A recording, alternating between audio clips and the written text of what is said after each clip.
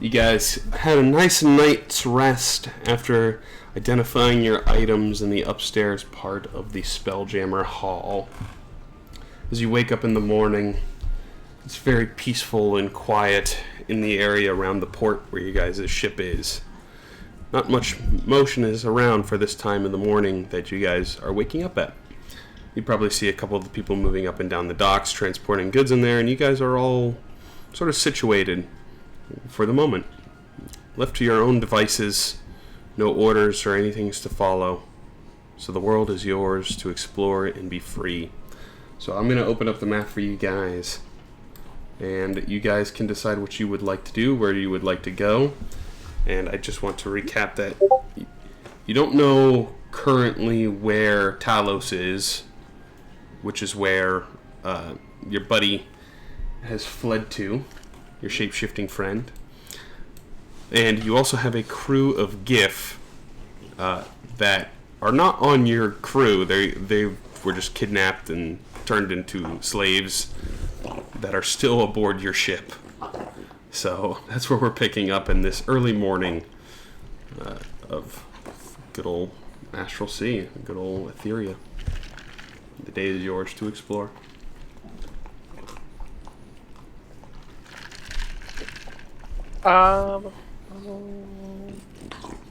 So we're in the middle of the sea right now? No, you guys are currently docked outside of Spelljammer Hall. Oh, okay. Gotcha. Well, because I know you gave the recap, Lewis, but in general, as a group, where do you guys think we should go first? There were a few things. One was the that we kind of learned where what's his face Django. Oh, he's Django on Freshman. He's on my So head. yes, yeah, we were told that he's supposedly like on this strange place. It's called Talos. Yeah, exactly. But you don't know where Talos. that is. We don't know where that is. 100 million square miles of the Astral Sea. There's also, we can do some more investigation on what we learned about this wave crasher. Like, who are these people that are supposed accomplices? Mhm. Were they together with Yosef, and which seems likely? Were they all Skylar Brotherhood? Also, what is the Skylar Brotherhood?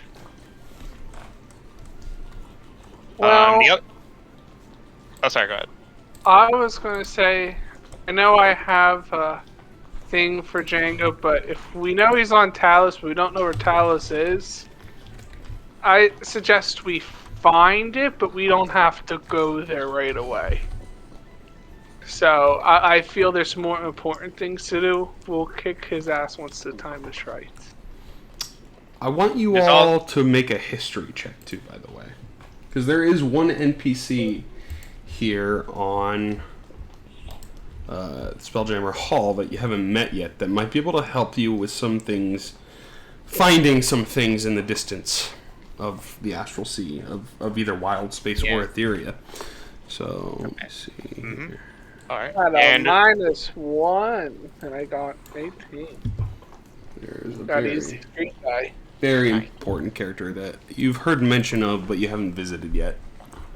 Oh. And there's also the warden who's in charge of the slavery. Yeah, that blew up their port. I would say the first thing, in my opinion, we should do is to deal with those slaves. Either A, they get recruited, or B, we take them home. Back to where they were from if they would rather go home. That's what I would say. You guys do know that out of the map of the Astral Sea there, you know that the Giff planet is near where the bandits were. Like, it wasn't too far, essentially. Okay. So. Well, I say before we leave, Let's go talk to this history guy. We don't know or we heard of him, but we don't know much about him.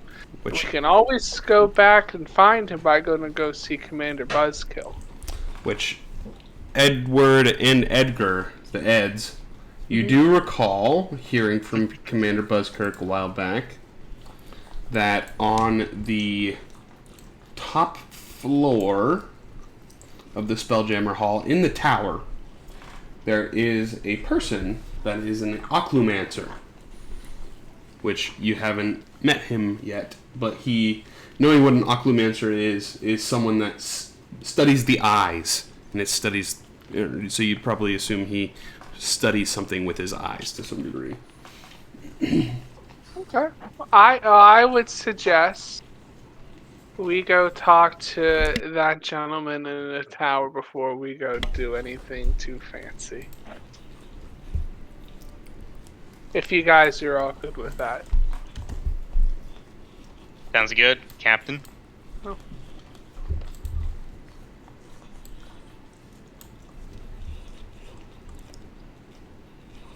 Alright, I guess we'll walk over there. Okay. And as we're walking over there, I'm having a conversation with the other Ed, Mr. Edgar himself, and we are going back and forth on why I love combat and why he hates combat. Just for the fun. As we're walking over. And he's telling me, you got your ass kicked, and I'm telling him, I know I got my ass kicked, but I'll kick his ass next time. Something like that. It's like mission failed. We'll get him next time.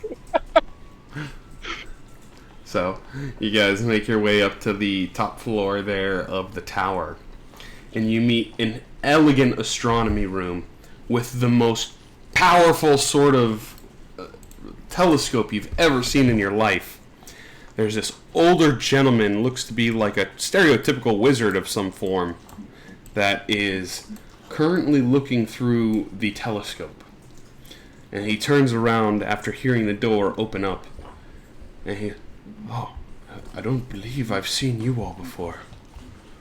I am Occlumencer Zafane. How can I help you? You have a neat telescope. Oh, What? it is more unique than you know. If you would care to take a look. If you don't mind, I shall. If you don't mind. Okay. You take a look through the telescope, and currently is scoped on what looks to be a planet. And as you look through, give me a perception check. A perception check. Okay. Hold on, go back to here. Ooh, that's a gold +5. Let's go. 22. Perfect. As you're looking through this telescope, it kind of zooms in on some figure that you can see on the planet. And as you look, it looks to be a version of you that is standing on this planet. Except this version of you is zombified. It looks like he's had his throat slit. He's not alive. He's a bluish green kind of color. And he's slowly moving. I need you to make a wisdom saving throw. A wisdom saving throw. And by the way, Pat, I hate you. You got that song stuck in my head now. Oh, the music? Yeah, no, you said zombified. I got zombified in my head now.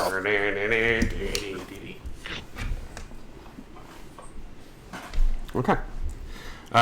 For the next couple of minutes, you are frightened after seeing the visage of yourself, almost like you're looking through the future to some degree through this telescope. Oh, okay. And it kind of just takes you back for a second. As Occlumencer Zafane will say, yes, be careful looking through the telescope, because sometimes death gets slightly closer to you each time you do, and you fail the sort of visage that it tries to show you. Oh, so you're telling me I'm going to become zombified?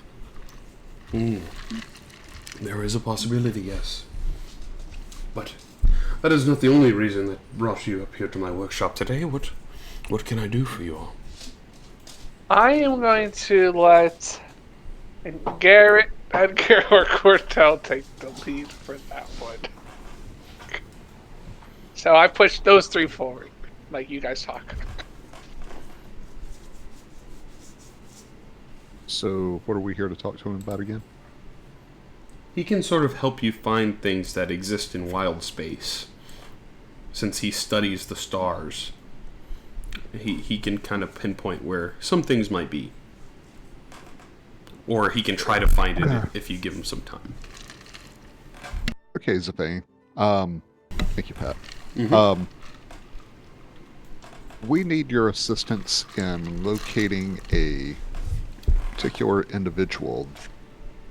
We can find the individual once we get there, but his location is what we need your help with. We're looking for a place called Talos. Oh, the long-lost space station, yes. Talos. Allegedly. I can certainly do a look. The last thing that I've been told is it was beyond the fire stream of the elemental plane of fire. So, he will reveal to you on your map, if you all have it open. Yeah. He will continue to describe this. In wild space, there is a river of fire that separates a part of the map. So you all should be able to see that now. Yes. Oh, yeah, I see it. Yeah. There was beyond the river of fire is the last place it has been seen. I can do a little bit deeper digging into the stars and see if I can find something for you of where it might precisely be located. No, this sounds like a silly question, but this river of fire, can we go above it or under it? That is a good question. I would suspect your boat needs to be equipped with some sort of thermal protectant, lest your oxygen be caught on fire as you pass nearby or through.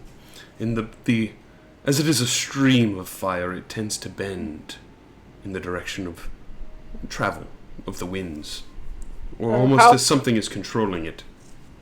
How tall is this river of fire? Oh, goodness, a couple of miles. But Can't we just go a couple miles above it? But it seems to move as if something is controlling it from the other side.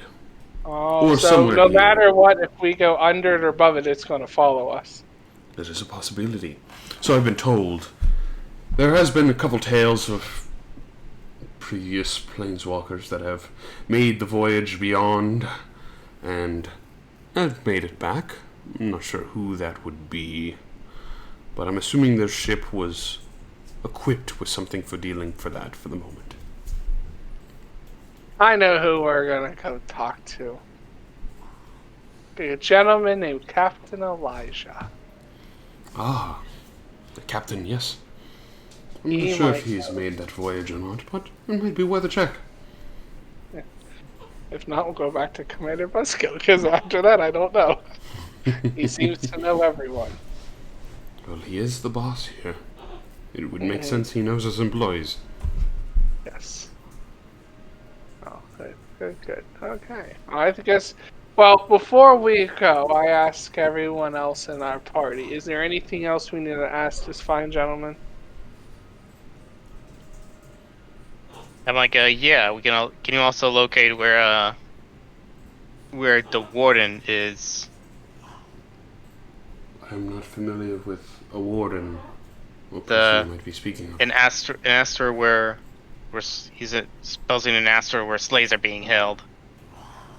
I can locate you many a number of asteroids, but I'm not sure I might be able to locate one that houses something on the inside.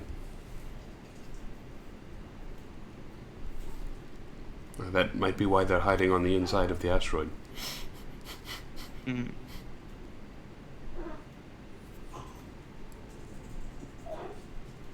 I can attempt to take a look for you, but I don't think it'll be very fruitful.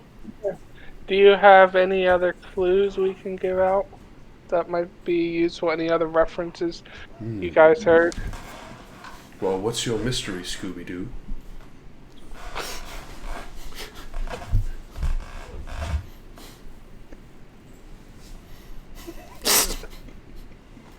Oh, that was funny.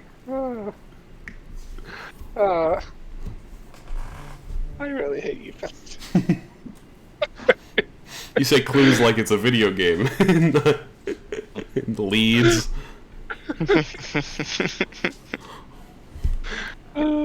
What other insert plot hole device here? Can...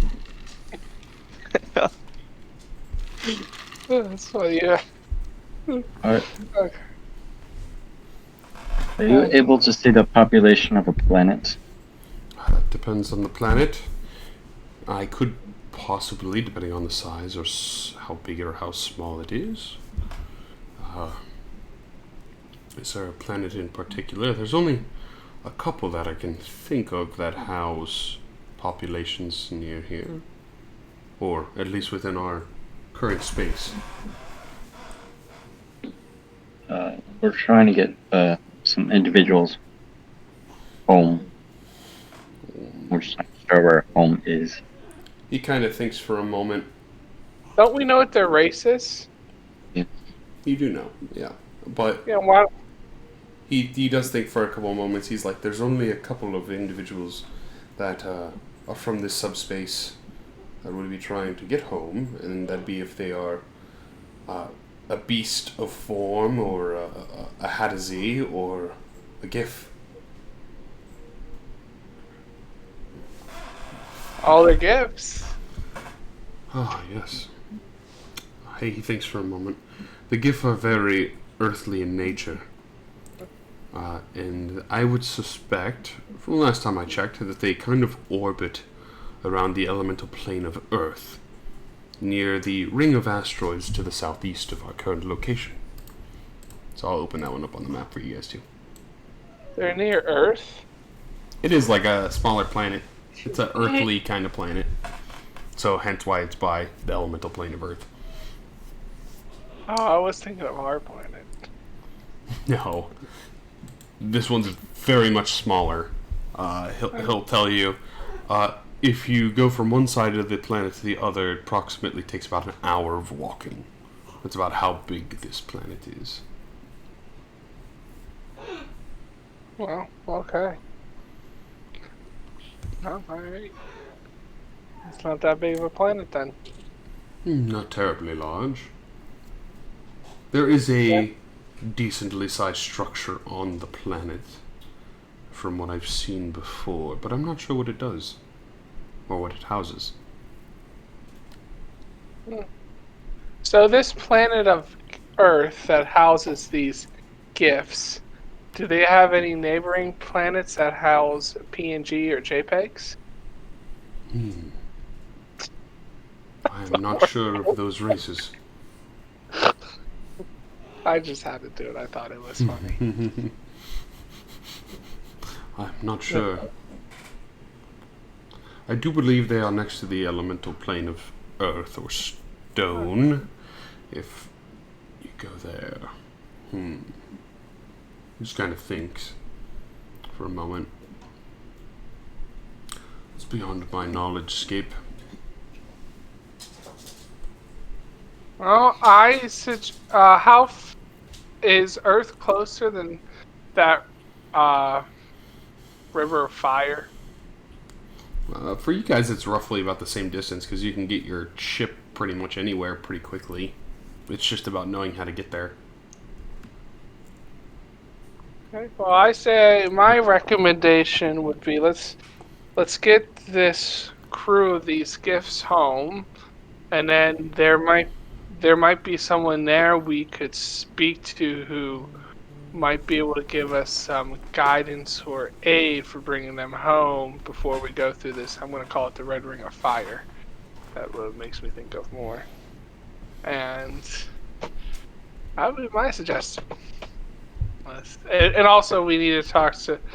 I suggest if we're closer to Commander Buzzkill, we go see him first. Then we go to Captain Elijah just to figure out how we need to get through that. Then I suggest we go to Earth, unless there's something else we need to make our ship worthy of going through this thing. Which Zephane will tell you, oh yes, Captain Buzzkirk or Commander Buzzkirk is just 2 floors below us. You can take my stairs here, if you need to Oh. access this office. Oh. Well, thank you for the help. I'm gonna go see Commander Buzzkill. Bye-bye, people. My happy ass walks away. If you need anything, just let me know. Before I take my leave, could you tell us about the other close planets nearby? Which ones in particular are you hoping to gain information on? All of them. Some of the I'm not closer too familiar ones, with the area.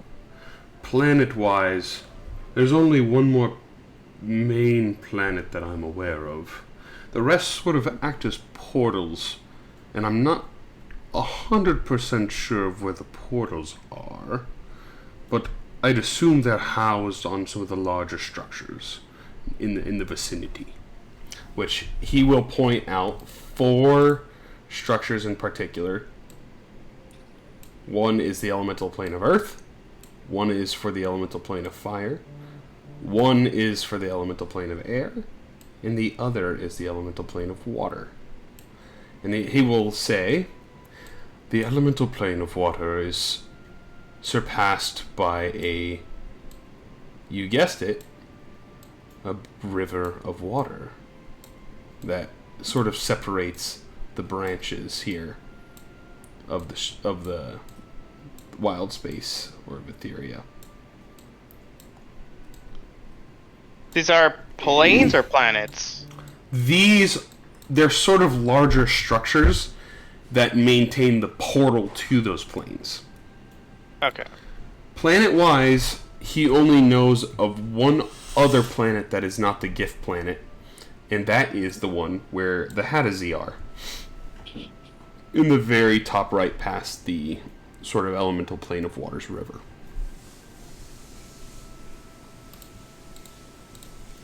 So, there you guys go. Those are the main planets on this plane of this part of the Astral Sea. He will tell you, I have heard of other areas of the Astral Sea, other subspaces, other emissaries, if you will. I think they're called different forms of space that might house different races, such as astral elves. I believe they come from Xarxis space, or something along those lines. I'm not sure, I can't recall.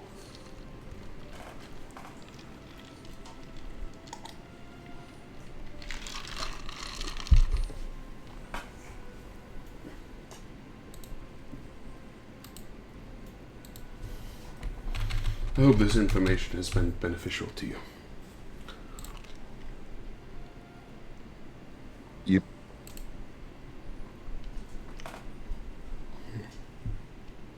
That's been helpful. Thank you. Not a problem. And best of luck in your travels. I'm looking at the telescope. You want to look in the telescope? Hell yeah. Okay, That's my go ahead and look in the telescope. Okay. And as you do, it is affixed on a planet. Go ahead and make a perception check for me.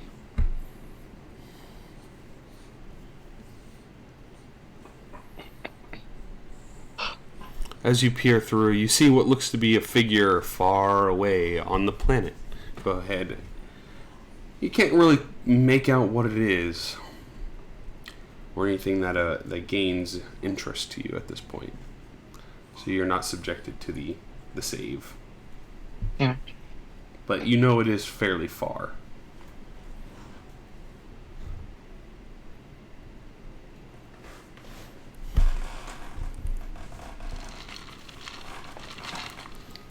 This telescope is actually something that exists in D&D. I thought it was a really cool idea. Yeah, I think it's pretty nifty. Wow.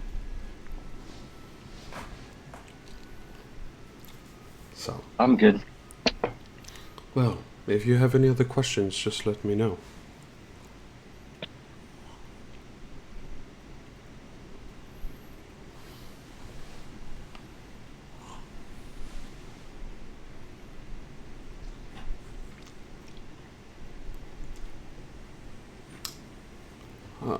Edgar, there is one other thing in the office I forgot about. In the office itself, he kind of has something small affixed to one of the walls. And it didn't catch anyone else's attention, except for yours. There is a small little sort of... It's a smaller whiteboard of sorts. And he kind of has this rough diagram written out for, like, drawings. He has, like, a couple of circles and lines connected in places with Etheria being... or with the Spelljammer Hall being placed in the middle of Etheria. And then he puts, it looks like a little fire symbol, an earth symbol, an air symbol, and a water symbol on each of the four corners. And then there's a couple others that are listed with a question mark. There is a raven slightly below Spelljammer Hall. There is a fairy slightly affixed above Spelljammer Hall. There is what looks to be a clock or a gear symbol on the far west side of this sort of graph he has. On the far right side looks to be just a sort of shade of yin and yang, like black and white. And one other one that points out to you is a ghostly kind of figure drawn in the very top right of the map. It's kind of like, and each of these ones that, the clock, the raven, the fairy, the black and white, and the ghost, they all kind of have question marks on them. Because it seems to be sort of something he's not sure of. But you can go ahead and roll a... Let's go with a history check again. I think it makes the most sense here.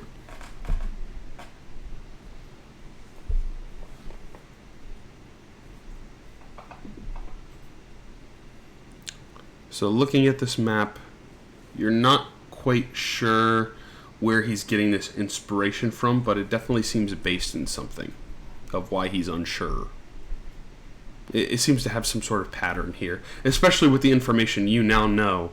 The elemental plane of air, water, earth, and fire are in the positions that match this map that he has drawn out with question marks.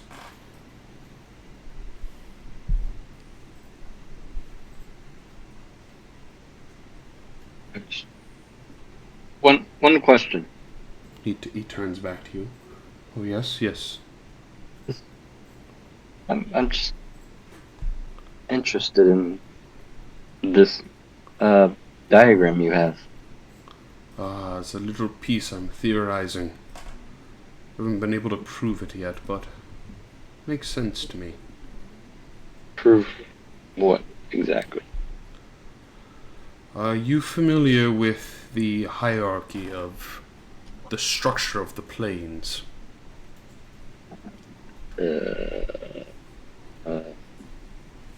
All of these planes. I theorize that all of the planes of existence, or at least most of them, exist as they do in the chart that describes their layout and location. I think we are at the center of the chart. At least that is my theory. So are these other planes within planes? Or planets? I'm assuming they are portals that should be there in those locations. If my theory stands corrected and where they actually lie. Actually, I have the actual planes of existence map here. I will try to post this up here in a second. You'll have to infer what the symbols are. But actually, yeah, this is kind of based off the one that I have. So I'll take a snip of this real quick as he keeps on telling you. He's like, for example, this one here, and he points to where the raven is. If I had to guess, I'm assuming that is where the portal to the Shadowfell lies. just as this one here, and he points to the top. If I had to guess, I believe that is where the Feywilds lies, the portal. Which one with the Feywilds? The ferry, which would be to the just north of where you guys currently are. Ah, okay, that's fairy. Okay, I wasn't. Yeah, the ferry Right, for sure. the Feywilds. May I ask a quick question? Mr. Out of the room already? Oh no, this is just a no different okay. general question. You just said that's the Feywilds. Yep. When we did our previous campaign, let's just say we hypothetically went there. Would it be the same area as our previous campaign? Not necessarily, no. Yeah, okay. That was just curious. I wasn't sure. It was all interconnected somehow. I could make it that way, but Okay. Well, I was just curious. We can see that walking hotel again. That was pretty cool. there's a possibility. Who knows? Spawn an idea in your head, though. Or I already had it. Touche. I want to pull up the map for you guys because I just pulled it in. Assets. Planes. Oh gosh. Oh, actually, I already had one in here. Perfect. I didn't even realize it. So you can kind of assume, looking at this base map here, which certain ones might be. Such as the clock gear, or the planet that houses the beast people, or the one that is black and white.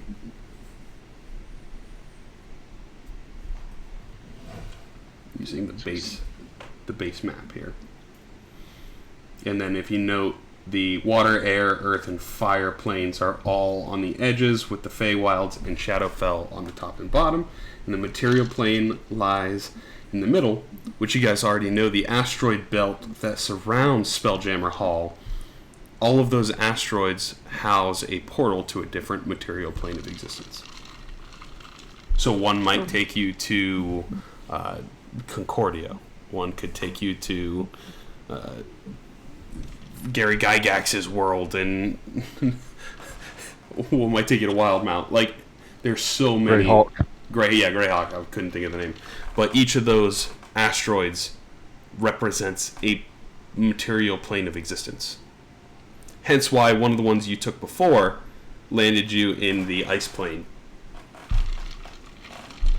with your good old cannibal father.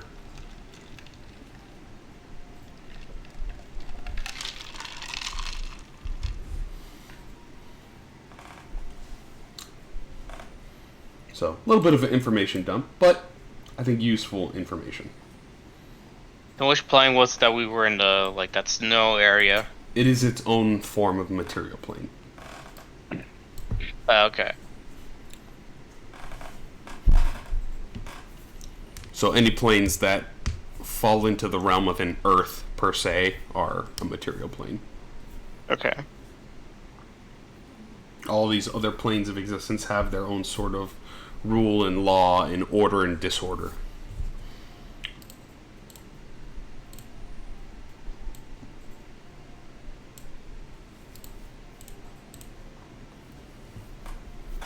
So, there you guys go.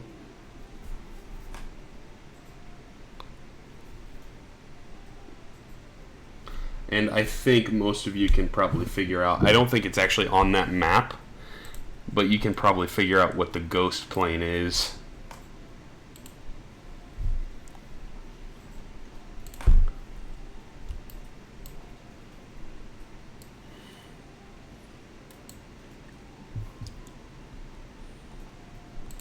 Actually, I want to see where it's at on this map.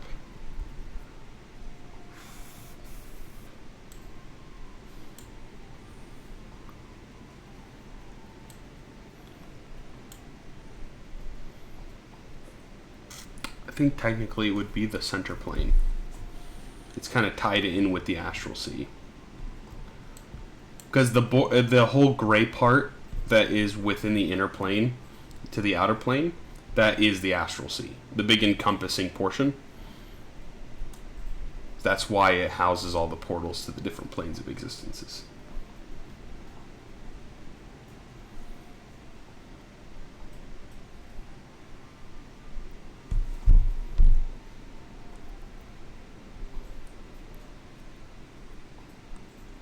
Yeah, it doesn't have the ethereal plane on here.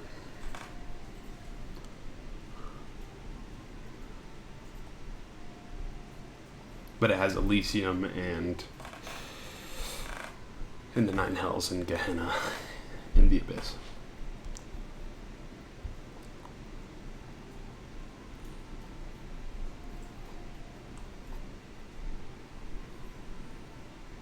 What would happen if these portals were to increase in size? I don't know if there's such a way to increase the portals in size. Some of the portals are fairly large already, I'd assume. Especially since... Actually, I'm going to roll a check for him to see if he actually knows this information. He does not know this information. I'd assume that they're fairly large for some of them. I've heard tale of people traveling to the Nine Hells and to the Abyss, but I'm not sure how they have gotten there. I've also heard tales of people traveling to Elysium, but I'm not sure how they got there either. At least I have never seen a tale of where the portal might lie.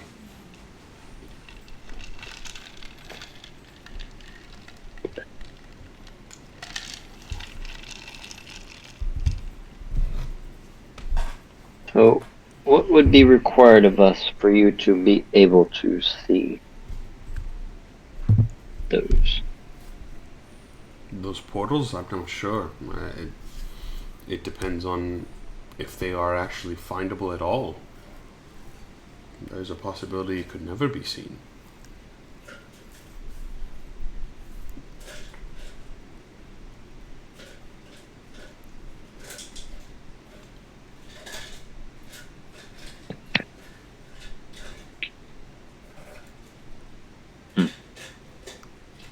Okay.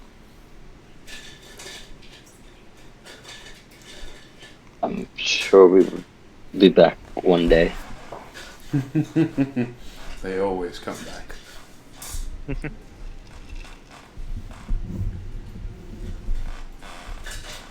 Until then, sir, enjoy them stars. I am a stargazer.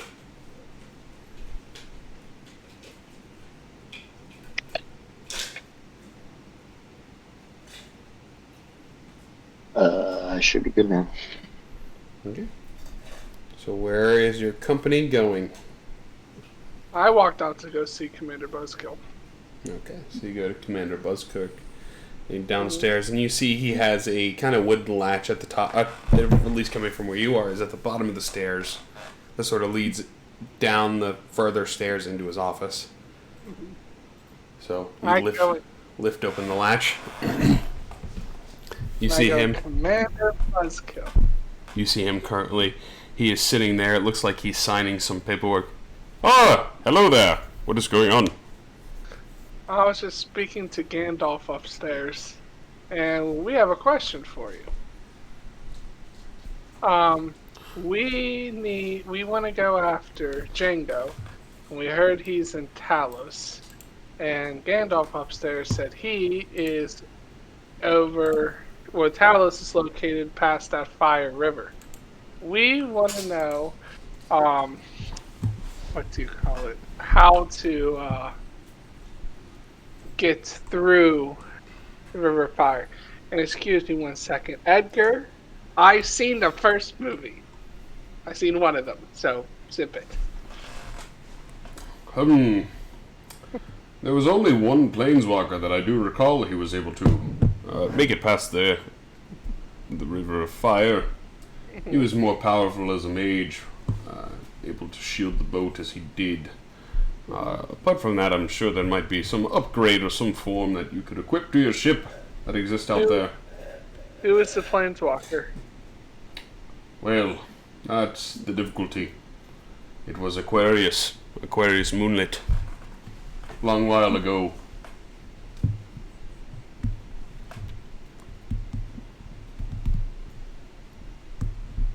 He did come from the elemental plane of water, if I do recall.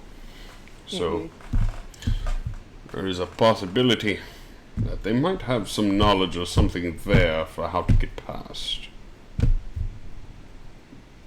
We gotta go through water before we go through fire. That seems like the natural progression to me, don't you think, Captain Kenway? Fair enough. Okay. I appreciate your help. I'm gonna go find the rest of my crew. Enjoy writing your papers. Good day. And as soon as you start to walk out the room, you probably catch a side glimpse. He flips up the paper he was writing on. He goes back to drawing. Nice.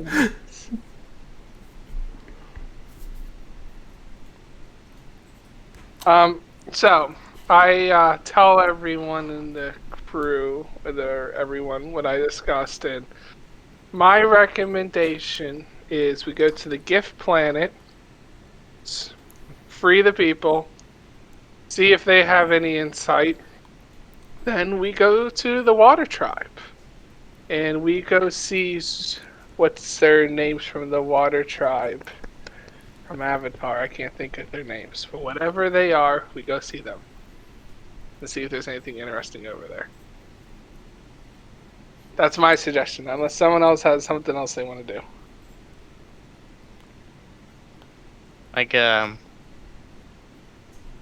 Guess that makes sense. Water can extinguish fire. Mm-hmm. I do want to remind you all that you all heard from Father Aquan that all of the sort of Water Genasi tribe that they came from was wiped out by the water.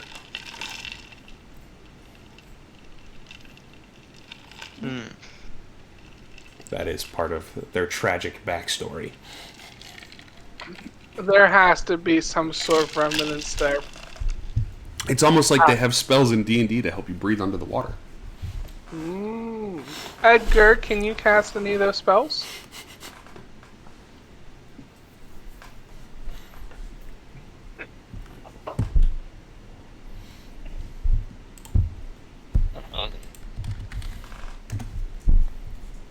What did you say? Moment. Moment. Not at the moment. I don't. Okay. Is there a way we can get him to learn that? Well, the water people might be able to teach us that. Because if they got wiped out by the water, there's some of them might be living under the water. They all died, like Father Aquan said, except for him and two others. Oh. So there's no one in the water. There's no one in the water world. Oh yeah. So now, At least from their tribe. So as we're talking about this, and you'll speak about the water elementals and Water Genasi. So wasn't Aquarius's amulet Planewalker amulet mine? Yours was Triton's. Right, Moonlight, but his brother. yes, who was also from the elemental plane of water. Correct. He was from the tribe that got wiped out. He was one of the few survivors. And I'm like, hold on, Captain. And I'm like, since I have the here this amulet that belonged to Aquarius's brother, also from the play water. Maybe Edgar, you can do that that spirit summoning thing you did. You can learn about the plane and get info. It's a very good thought, Garrett. I'll go with it.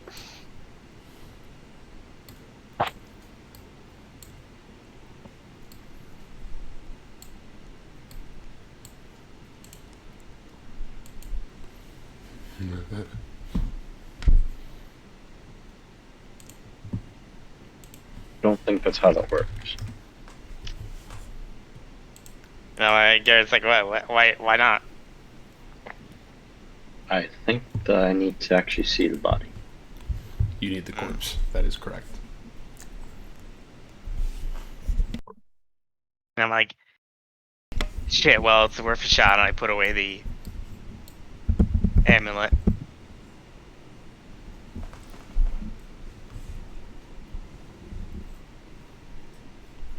I can locate it for you. Where's the body? Last you heard, Triton Moonlit was killed in the 9 Hells. Which you're also unsure of how to get there. Or if you guys could even currently survive in the 9 Hells. Due to everything just being on fire. Yeah. I don't recommend that idea. This is a special mission we're saving for later. Intent. 6 months go by. Oh, we're finally going to the 9 Hells now. That might actually be true.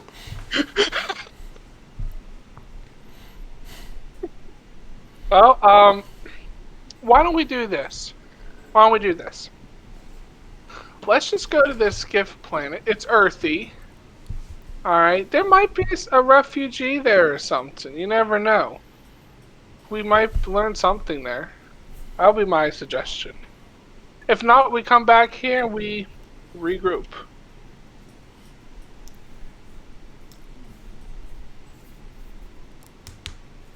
The Gift planet's the only thing we can get to currently without sort of killing ourselves. Fair. My suggestion.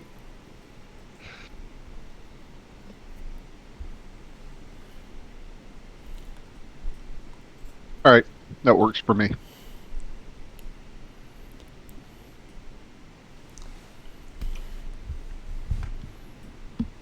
Okay.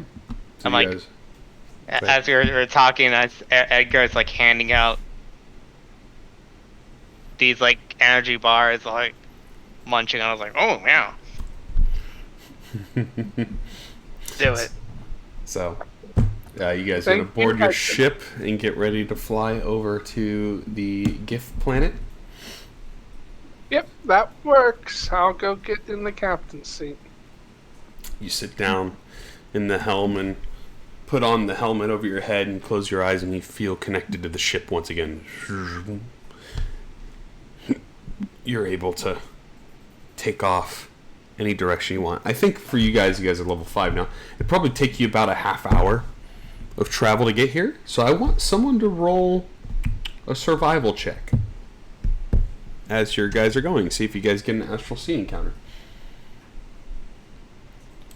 Because they do have wild space encounters in this module. Should it be me because I'm captaining the ship? Could be any of you because you also have a scout. True. Alright, I'll let it be someone else. Or All right, actually, I'll why do it. don't we do this? Survival. Nope, I'm the scout. Alright, Hey. I'll do it. that works. Do you have your assistant with you there? Yep. Cordell, go ahead and roll another d22. Okay, so 18. Let me just see what this is, because I'm curious. 3 white dragons.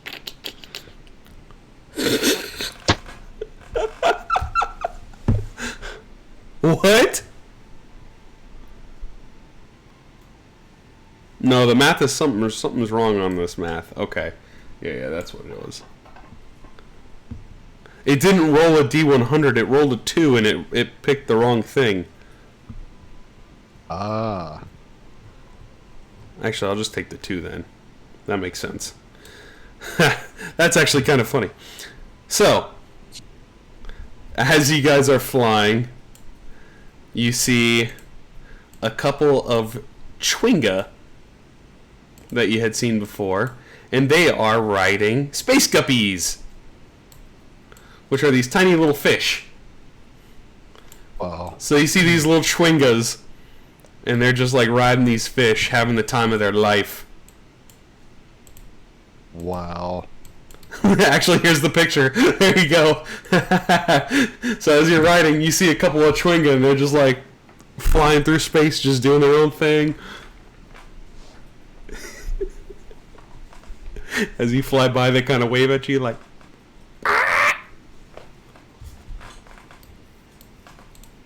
So there you go. That's your encounter. As you guys, Alrighty. you guys fly by, wave hi at the little tiny astronauts because they're roughly about 4 to 6 inches tall. They're not very big.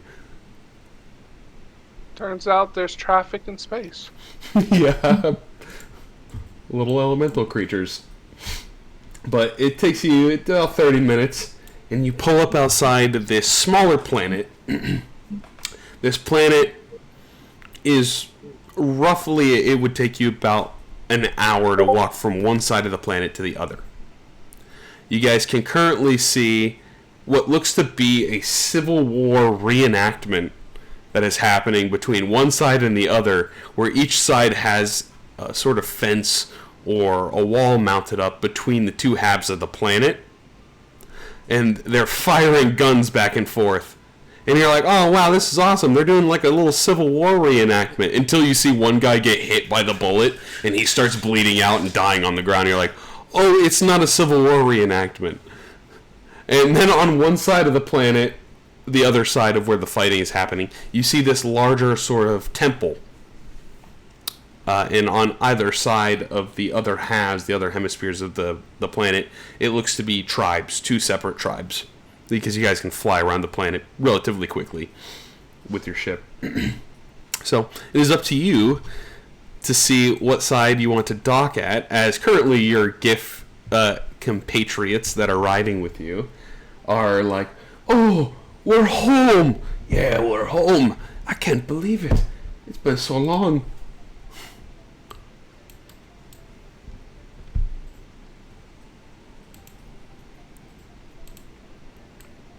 So it's up to you guys. I think, let's say here. Sorry, did you not hear me? No, I didn't. Sorry, Nope. I'm eating, and I'm keeping my mic muted so you don't hear me chewing. But I said to you guys, I said scream to the Gifts, ask them what side we should land on so we don't get killed. Cool. You'll have 2 Giff are right next to you, and Mark is gonna go, oh, I think we should go over there on that side. And Mock is going to go, nah, I think we should go on that side. It's like I'm talking to Dumb and Dumber. And then Jim is going to go, nah, we should go on that side for sure. And Gim is going to go, nah, don't listen to that guy. We go on that side.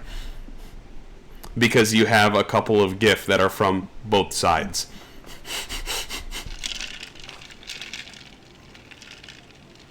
Alright, I say fuck it, we land in the middle. Okay, Captain. So you pull your ship and just park it right in the middle. And you hear all of the fighting. You'll hear some guys like, hold your fire! Got people in the middle. Don't get them caught up in it. And they all stop shooting. And you'll see both of the sort of Giff, they go to either side from the one that they're from. Mark and Mac, Jim and Gim, Gosephina and Josephina, Jeff and Geff, and then Barnaby, he is going to go to the other side. Which, as you guys recall, Barnaby is the parallel to Barnaby. So, Barnaby is going to go to the east side of the planet as they sort of split halves. They'll sort of thank you for dropping them off. And then, as they all sort of get off on either side, they'll all get tossed a gun. And then they'll all turn around and then crouch behind the wall and hold the gun over the edge of the wall for both sides. You'll hear one of the guys on one side, hold your fire! And the other guy's like, yeah, do it! That idiot on the other side said, hold your fire! While I'm watching this, I scream for Edgar. I ask him to come here. And I tell him, this is not a time to fight. You know, I love my fighting. You're good at stopping violence. Stop this bullshit before they kill each other. You don't need to kill each other. We don't need a civil war here. try to see if we can stop this, and maybe if we can stop their fighting, they might be able to help us.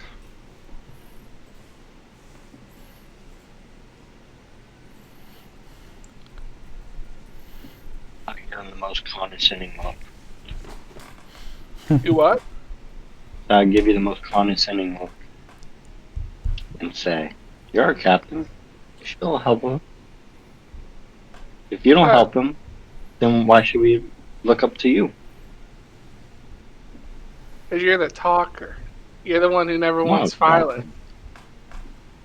I don't want unnecessary violence. And this is unnecessary violence. Then go help them, Captain. Oh, you get your ass with me. Okay. Half the team go one side, the other half of the team go the other side. And help. And play Red Rover. Red Rover. Send your spaceship right on over.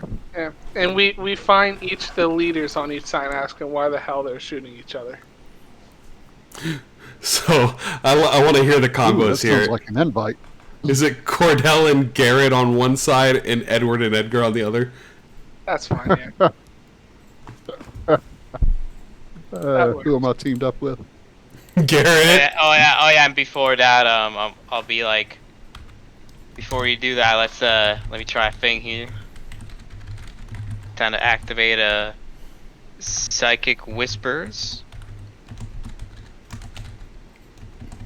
which we're four people, so I should be able to basically get everyone.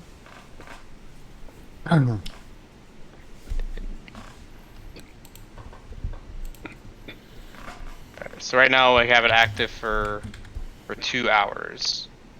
Wait. Alright. So can we tell how far both sides are? From each other, you're probably looking at a couple 100 feet at most. In terms of miles, how much would that be? Not even a mile. Oh, yeah, we're fine. You're looking at what a mile is, 5,000 something feet? Yeah. So yeah, we basically got our communication line. I'd give it a half a football field. Yeah, that's about. You guys are about there, half a football field, at most. Oh yeah, we got this. So yeah, we're really able to communicate. So I tell Cordell and Garrett, go find the leader on that side. Edgar and myself will go find the leader on this side, and we'll try to see why there's a confrontation. Let's see if it's necessary, unnecessary, and see if there's a side that should win, or there's a side that should lose, or they should just both stop this and go on with their merry lives. So I think apparently to both of you on each side, there is one guy that is dressed in like a super old school Civil War sort of red outfit with a tall hat on. Mm-hmm. And he looks like he's shouting orders at a couple other people. And then on Cordell and Garrett's side, there is a guy wearing a blue shirt, very Civil War style, with a tall hat on that looks to be shouting orders on the other side. It's very red versus blue, kind of what's going on here. Alright. Well, I guess Edgar and we go talk to the red top hat guy. Do you have a funny picture for him? No, I don't actually. No. I'm gonna. You know what it makes me think of? 2 Abraham Lincolns fighting each other. I do have Gunther, who you guys met a long while back in Spelljammer Hall, and he is a Giff. So let me pull his picture up so you have an idea of what the Giff look like. Gunner Gunther. They're hippo people with guns. But instead of like he's very modern. So these guys are more old school Civil War kind of decor. Like muskets? Yeah, like muskets and gunpowder. Oh boy, okay. All right. Well, we go. Edgar and I go up to who we think's in charge and be like, "What's going on?" The guy will turn to you. Hey, what you doing on the battlefield? Can't you see this active war zone? I am Master Gunner Eddie.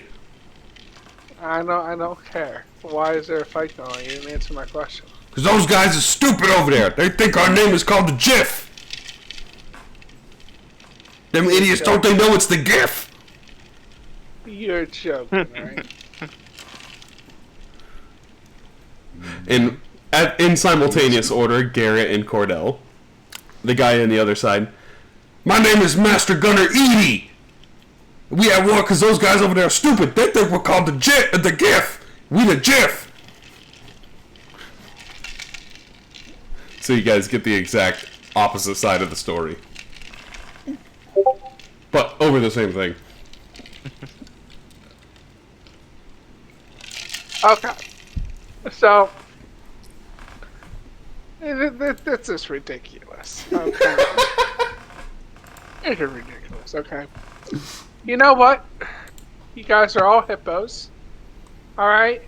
Some people say things differently. You're all the same race. Who the hell cares? Whoa. That's racist. We is not the same race. They is obviously Jiff and we Giff. So unless you can correct them. Race my ass. Right, or racist my ass. Alright? Giff, Jiff, same effing thing. Okay, I don't want to hear it. I don't care if you think it's racist. This is stupid. You're killing each other over a word. A simple frickin' word. No, this is about survival. You don't understand. Where's our chief? He turns and he's like, Chief, Huey!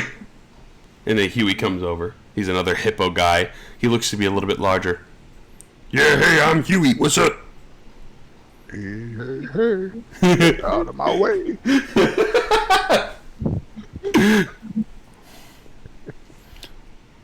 Well, let me ask this. Who started this Giff and Jiff? Oh, it's been going on for millennia. So let me ask this then. I had 4 people aboard my crew that we saved that were slaves. You had 9 people on your crew. Not close enough. 9 people. Alright, and they're all Giffs. Or Jiffs, whatever you want to call it. Alright, and they didn't hate each other when they were away. They stood together. What if someone else came here and did that to you? That's the real enemy. Fighting yourselves is a waste. You're wasting resources. You're wasting ammunition over a stupid fucking word. They're gonna turn us all into slaves, you heard that, boys? They're gonna force us to work together. And then the one guy says, You're never gonna take my freedom! You know what? Just kill yourself, son. I'm not dealing with this bullshit. I'm walking away. I think at that point, too, Edgar, as Edward turns away, one of the female Giff will run over to you. Her name, she will introduce. Hello, sir. I'm Melanie. I think there's something that could help us stop the fighting here, but we can't get it. We're not strong enough. None of us are. Okay. I'm listening, Melanie. There is a temple, and then at the same time, Cordell and Garrett, at the same time, you'll have another female Giff or Jiff run over to you. Hello, my name is Melanie. I have to tell you about the solution I think we have, but we can't do it. And they will both at the same time simultaneously tell you about this temple that is on the other side of the planet from them, that they are not strong enough to go in to get the artifact out that they think can end the war. Alright. We can get this artifact, but we require something in return. The smiles for ending our conflict? No, not that. I knew it wasn't going to be that easy. And the chief will speak up, Huey. Which, to you, Garrett and Cordell, he will introduce himself as Huggy. What can we do for Huggy? you? Yeah, Huggy and Huey. It's just they pronounce their names differently. Have you? I was going to ask them. Have you guys ever left this planet before? No, we don't do that. The only people that leave the planet are the people that leave with the clowns. Who are the clowns? You ain't never seen the space clowns? Once you board with the space clowns, you never be seen again. What am I listening to? Alright, let me ask this. Have you ever heard of the River of Fire? No.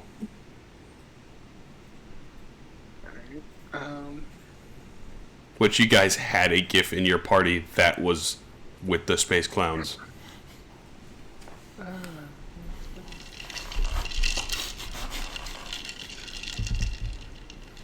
This artifact you want, what does it do? Oh, we're not quite sure, but we've been told by generations that it can stop our fighting and our qualms. That's why it's been placed in the middle between our parties.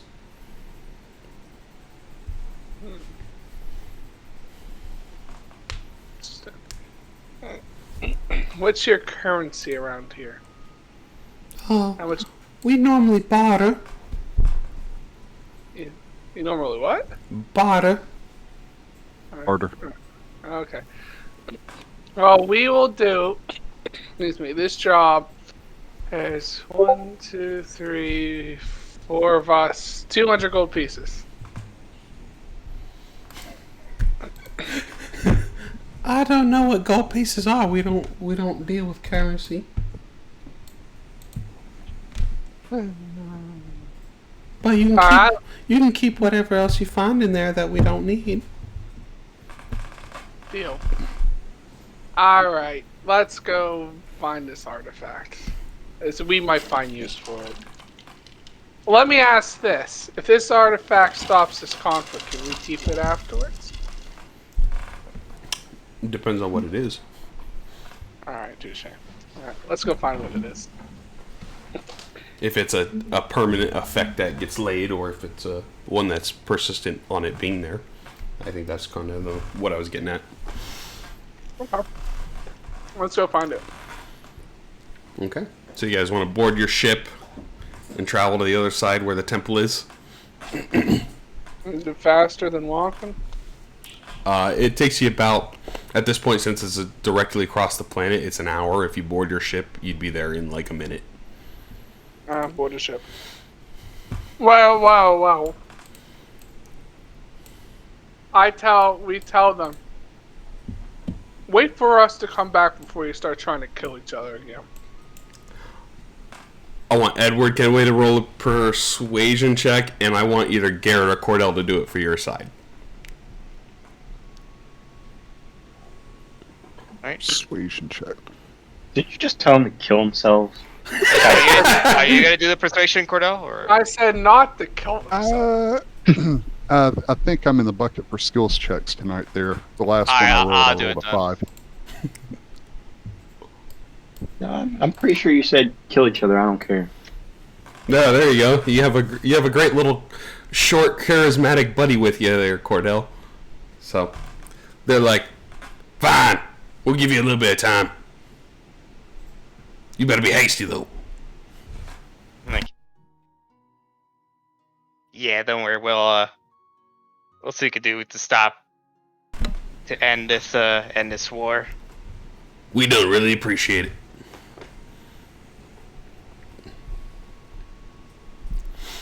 And then, as you guys are kind of walking away, because I have to get these out because they're great.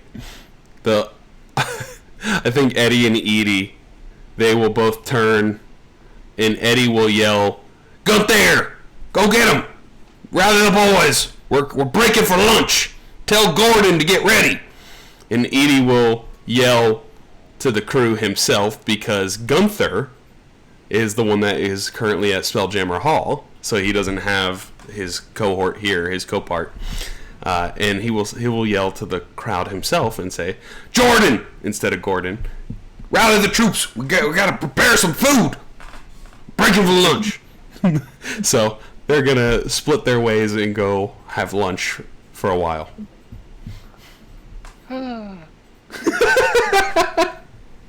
I get on a ship and I just tell the rest of the crew that I'm not good at convincing people, Edgar. But they're a bunch of dumbasses. But whatever, let's go do this. It might come in use for us. And I go to the helm and I get in the ship. You guys are either gonna love or hate this. It's gonna be great. Oh, I'm scared. So, you guys get to the Giff Artifact Temple. And as you get there, the door is opened to the temple. That's the first thing you notice. Looking in, just beyond the door, you can see a pitfall trap that is fully exposed. It's like someone tried to come in here already. Possibility that you guys can move your tokens. And I will describe to you the sort of things that you see as you move through here. Alright, I'll go right to this. So just beyond the entrance to the door is a pitfall trap that when you look down, it approximately goes about 50 feet deep into the pit below. Oh, that sounds like that'll kill you if you fell that. At the end of the hallway, a giant chandelier is dropped from the ceiling, which then it looked like it has spun and swung into the walls and ground around it. On either side of the trap, you can see what looks to be a slack wire that looks like it has been set off. Definitely looks like someone's been here. Well, at the bottom of that 50 feet, can I see anything down there? It doesn't look like there's anyone in there, or nothing's in there. It looks pretty Oh, I meant like dirty. Is there water or something? Nope. Pure ground.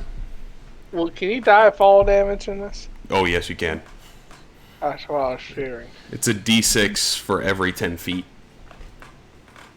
So you take 5d6 fall damage. Oh, okay. So how much life do I have?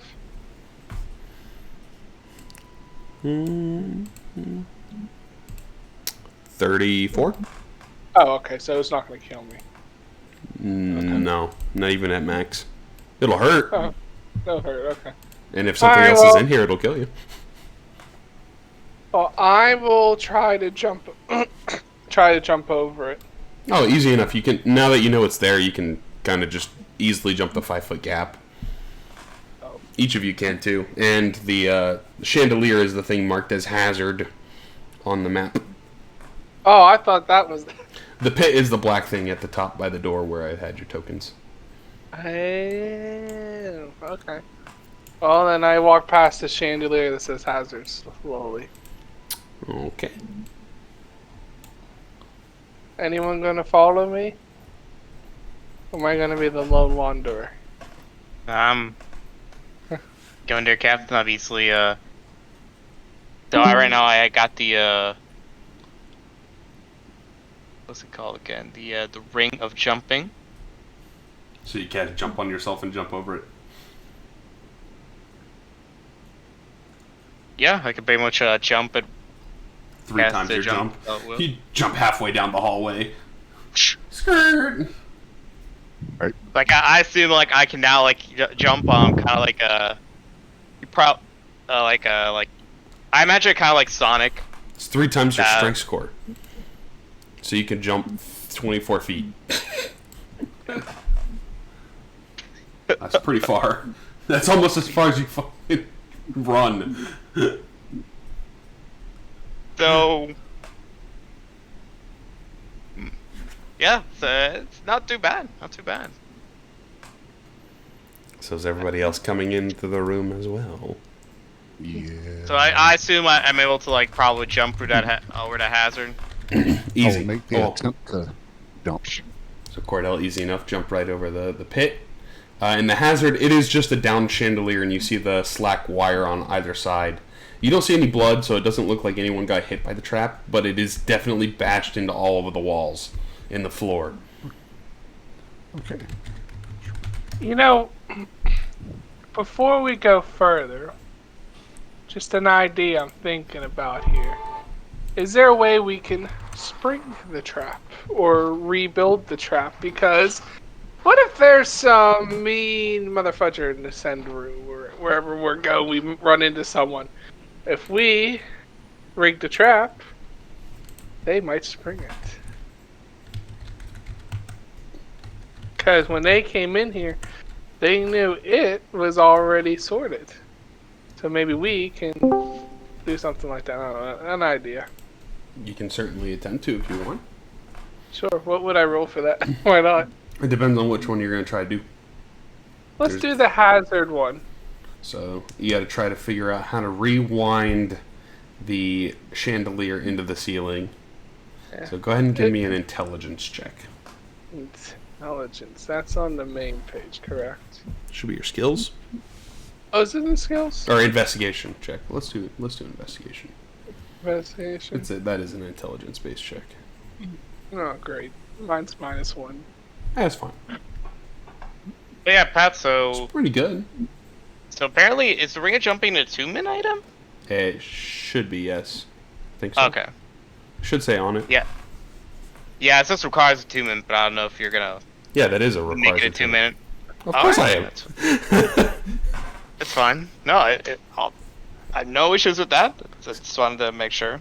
So, Edward Kenway, as you're looking around, you can definitely tell that it's something beyond the walls, but you're not sure how it does it. Because every time you try to pull up on it, it doesn't seem to feed back into the wall. There's nothing itself that is inherently tightening it, so it doesn't seem you can reset the trap. At least for the chandelier. Is there any other traps in here? Where's the pit? Then as you look down the hallway here, this other one, a series of tiles can be stepped on. The other side of the tile drops into a set of spikes below when stepped on. But currently, as you look at some of these tiles, the spikes are already revealed for all of the ones that have spikes below. And I don't think we can put the tiles back, can we? Yeah, you can try. You're looking at where they might be, and you're not really seeing them. That's alright. It was just an idea. We can just continue onwards then. Okay, so you have the spike traps here, which you guys can easily walk in between all of the tiles that don't have the spikes. And coming into this larger room looks to be a temple for praying. Upon entering the room, there looks to be a whole bunch of collapsed skeleton bodies in a rune in the center of the room that is no longer glowing. Beyond the room on the far right, it looks like a set of sliding doors is opened up to reveal a room that has a goat head mounted on the wall with the same runic symbol present. In the room, the decoration on the walls inside that room on the far right, it looks to be a goat head bashing its head against various things.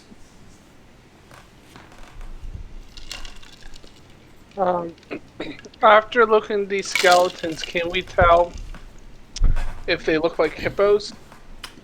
No, they are like humanoid-esque, skinnier, and a lot of them have what seems to be rusty sort of weapons by their side, like spears and swords. Maybe they need some rusties. Get that rust off.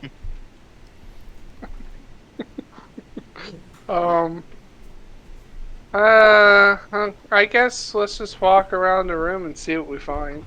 If there's anything interesting. Looking in this main big room and the room on the far right. Yeah, why not?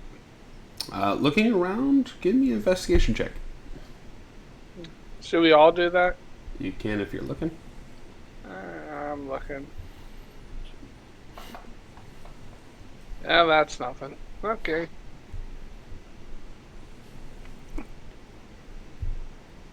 No one else looking? Yeah, I'm gonna try as well. Investigation. Mm-hmm. Ooh, that was close to 20. Close. You mainly just see the rune, which doesn't seem to be lit anymore. You see a whole bunch of dead skeletons with rusty weapons by their side. And you see a door on the far south side, which looks like it has a...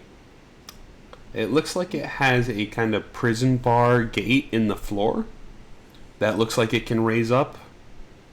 And same as you enter into the room, it looks like it has prison bar gates that looks like it can raise up. Those are the main things that you kind of see. Before we get too far, I asked Edgar if he knows what these runes are. Or if he may have a clue.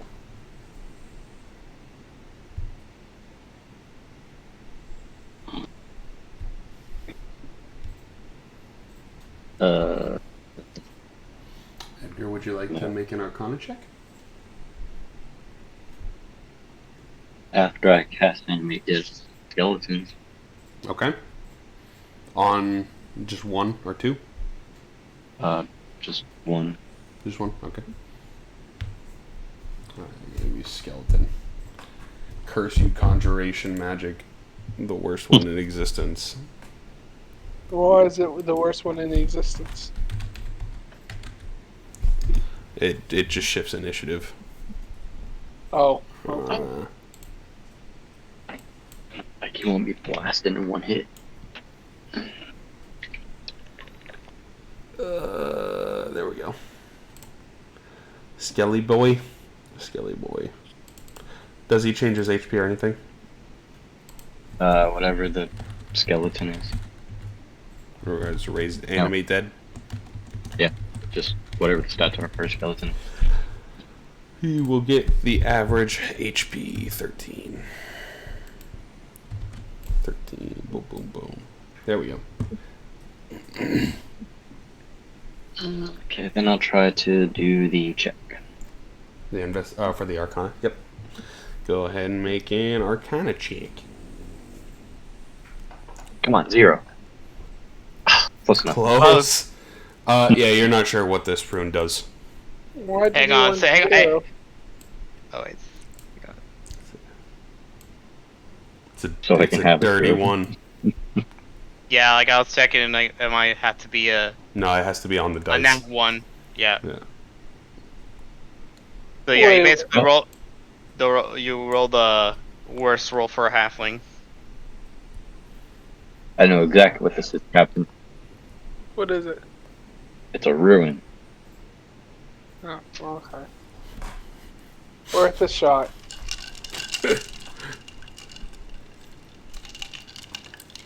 Alright, I'll go down the room that has the treasure chest looking thing in that hallway.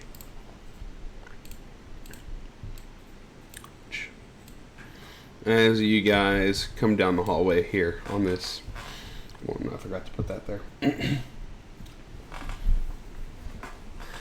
Down this hallway, as soon as you turn down the hallway, there is a gelatinous cube that is in motionless stasis on the far right side of the hallway.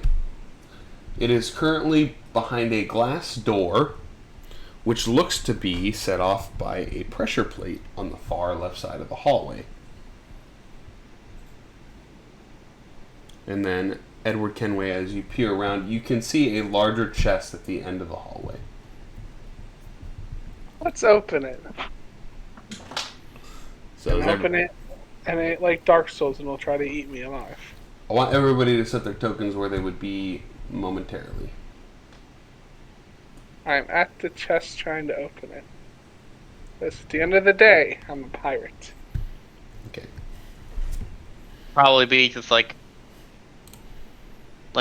basically batting my head. I'm like almost batting my head at the wall in the room, like just like I'm like, what is this thing? And I'm like, and as I see like Edward, I'll march ahead.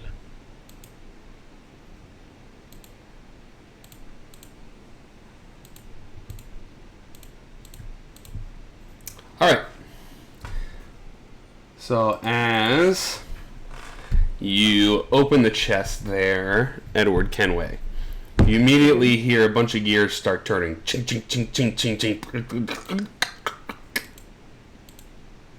You see your compatriots up here. The door, or the iron bars raise up and close them in the room. Let me open. I got one more thing I got to do here. Layers, mask. Ain't scared. Ain't scared at all. Ain't scared. You don't have to be scared. Does that mean I'm Just stuck in have this to hallway? die. Oh, it gets better here, Edward Kenway. As you open the chest, you see only one thing on the inside.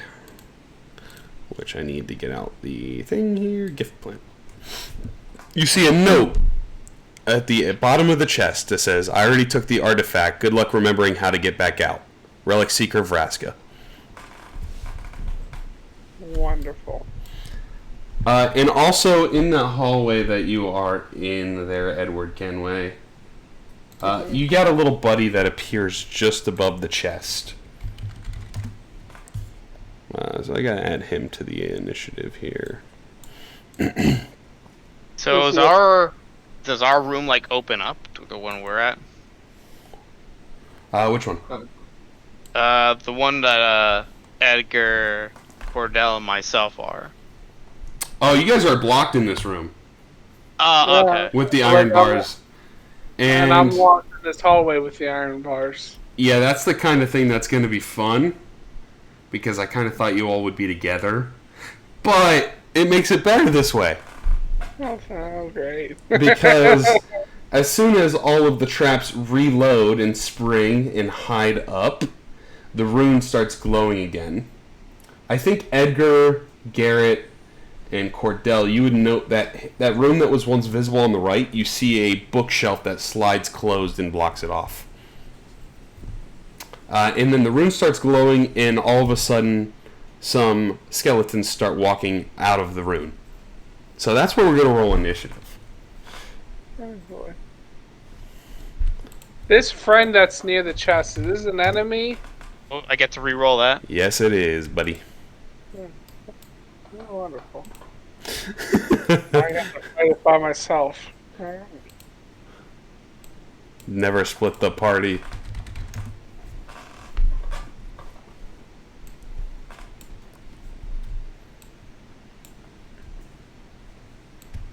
How long has it been since we like split off to talk to Not 2 hours. You're still in range. Okay.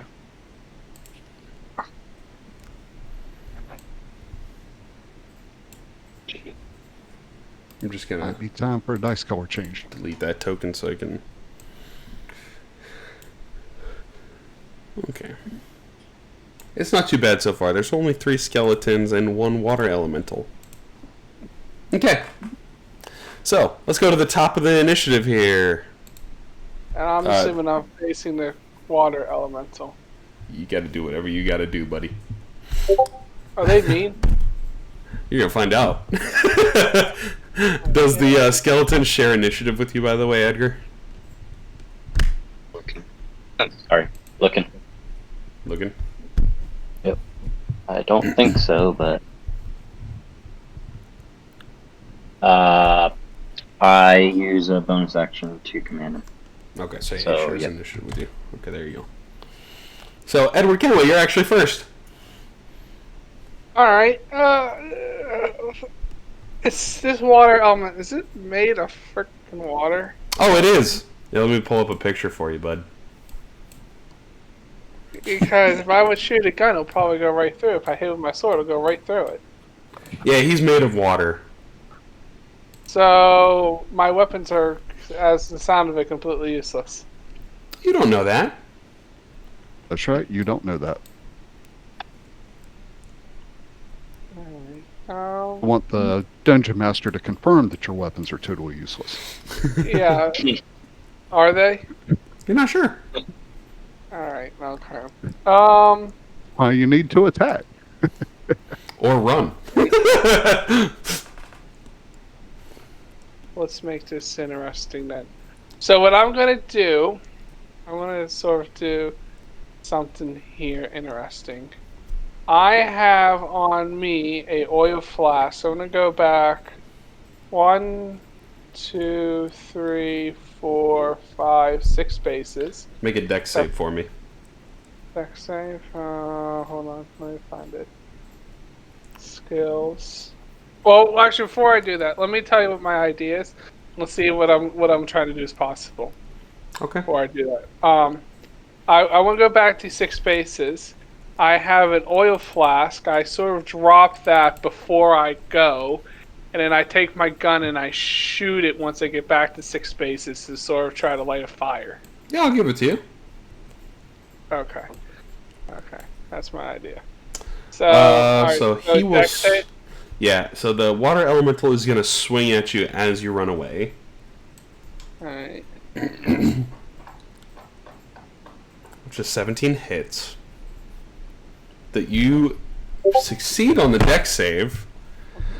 So here's how it's gonna go. You're gonna get hit by the damage, which you can use your rogue ability to have the damage if you want.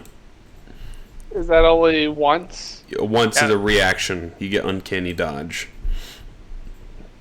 So the next time I go in, the next turn I have will come back? Yes. Yeah. Yeah, I'll do that then. Yeah, it's like your reaction. You get it back when you get to turn it again. Okay. Yeah, so you'll take half of this damage instead of all of it. Which is important, because it's going to be rough. Oh, yay me. So that was your reaction. As you're running down the hallway, you remember at the tail end of it that there was the pressure plate that would have let out the gelatinous cube in the hallway. Which sucks, because you can't pass through the gelatinous cube. So... What's the gelatinous cube? Oh, it's a fun guy that he's an acid slime. Oh. So you drop the oil flask, you run down the hallway, you turn around, you pull out your gun, and go ahead and make your attack roll. Attack roll, okay. Alright,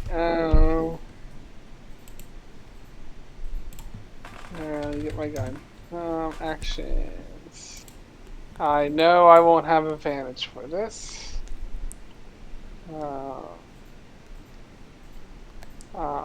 What would I put it on? Would I just put it on the board or on the water elemental? Just roll in general.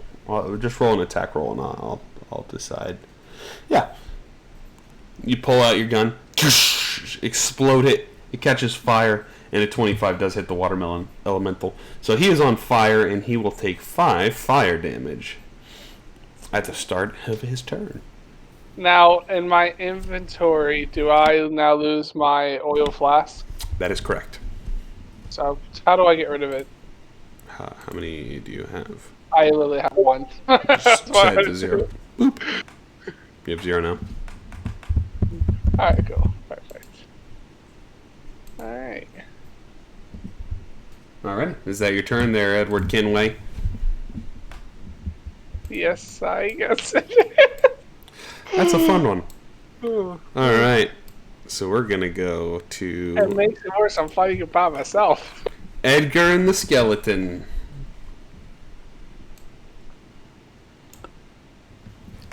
Okay. Let's see. I will. Remember you. How much effort do I want to put into saving Captain? That's the real question. What did I ever do to you? I didn't say that loud. Well, we do have.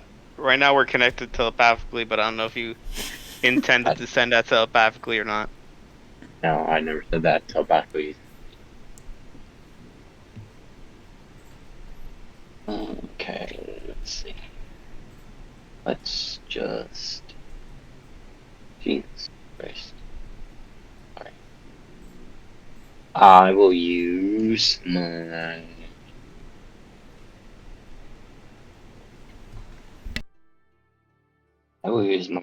channel divinity. Okay. I hope this is right. I will raise my emblem, and the emblem will start glowing, and I will use Destroy Undead. Destroy undead. What CR can you destroy? 1/2 or lower. They are a quarter, so they have to make the save right, and then they get destroyed if they fail. Yes. Which Turn they- undead. Sorry. Yes. Which they It probably will is, because they are whiz saved. I can do it real quick if you want me to. Yeah, that'd I have probably the be better. thing. Alright, spell safety. See, this should work. Alright, Pat, do you have any like a little more hype battle music? Yeah, let's see. Yeah, it was just on dungeon exploring music.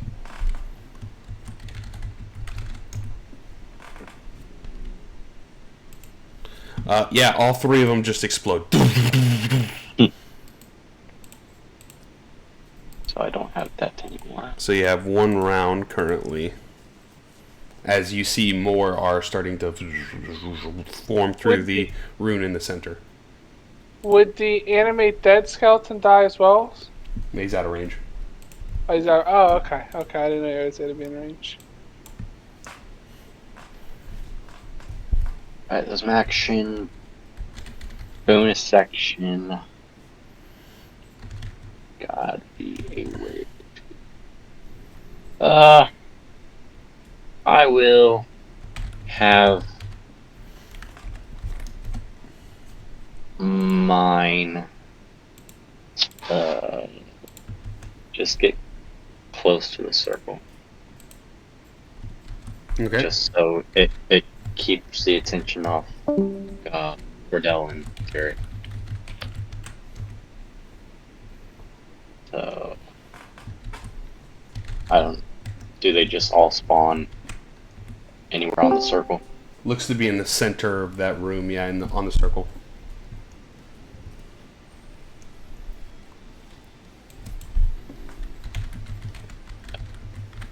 Right there where your circle is? Yeah.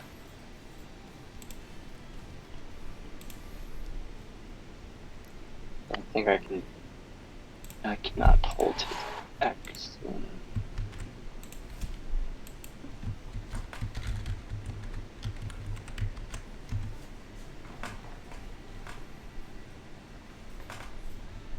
I can use my action to guard.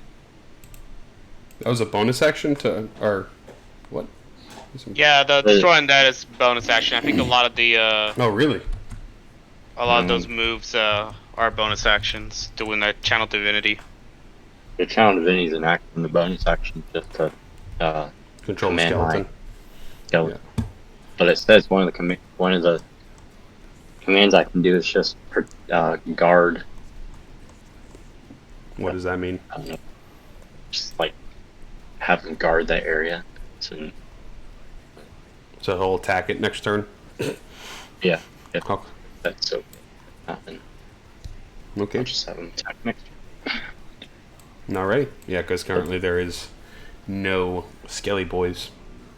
Okay, so next skeleton that comes up, he'll attack. Alrighty. So your turn That's there, it. Edgar. My turn. Yep. Alright, Garrett.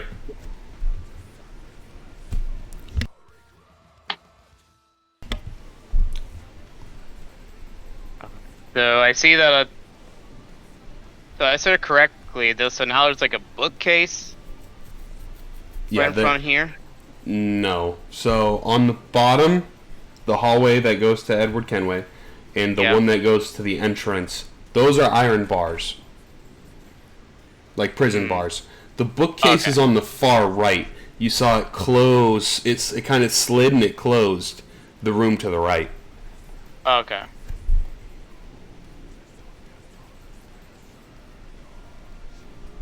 Okay.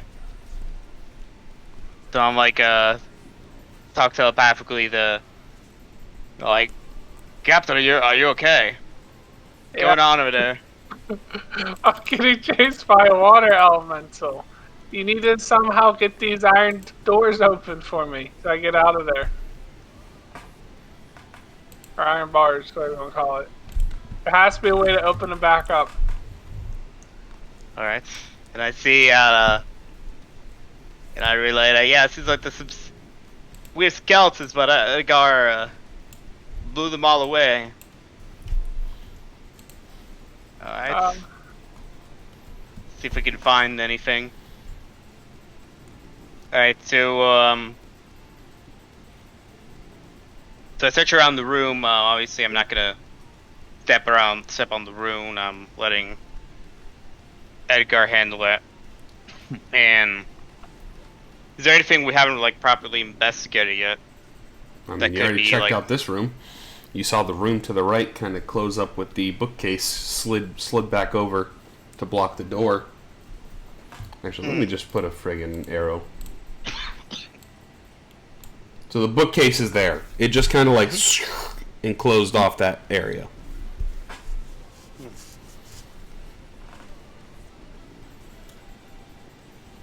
I wonder if there's anything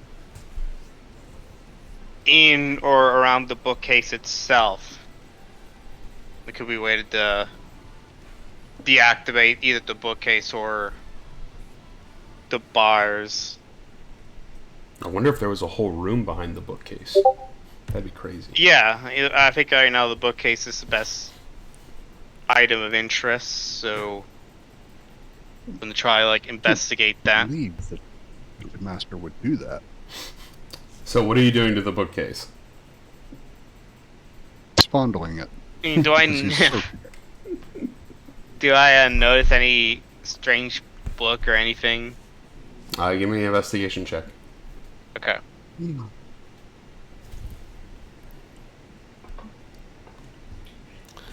Alright, I'm going to use side bolster neck. Okay. Got another. Oh, pretty Okay, good. solid. I'm gonna tell you, you do succeed the check, so you do expend the dice. Okay. It doesn't seem to be any book that stands out, but you notice something strange. It looks like this bookshelf can be slid to the north. Alright. It looks like you could probably move it.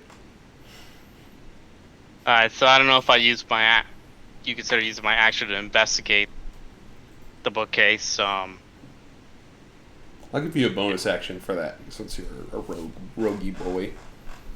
Alright, so I'll use my bonus to move this bookcase, and I'll be like, Your action to move the bookcase. yeah. Bonus action to investigate it. Okay. Either one, I guess either one works. Give me a strength check. Alright.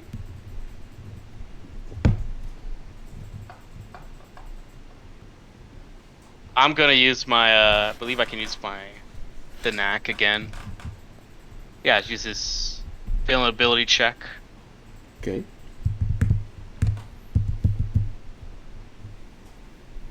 And you keep it on a failure, right? Yes. Okay. I'm gonna tell you right now, it's a failure. Oh, it really is. Even if you rolled an 8, it still would have been a failure. But you try to push, and it seems like it's just a little too heavy for you. You can get it to budge a little bit, and you can definitely see that there are the doors there behind it, but you're not enough to push it all the way over.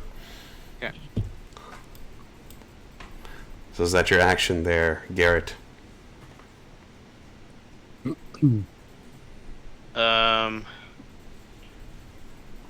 That's your turn. I should Yeah, say. I think that'll be my turn. Sorry to use my action bonus, and doesn't seem to be anything else I can really do at this time. Okay. Cordell.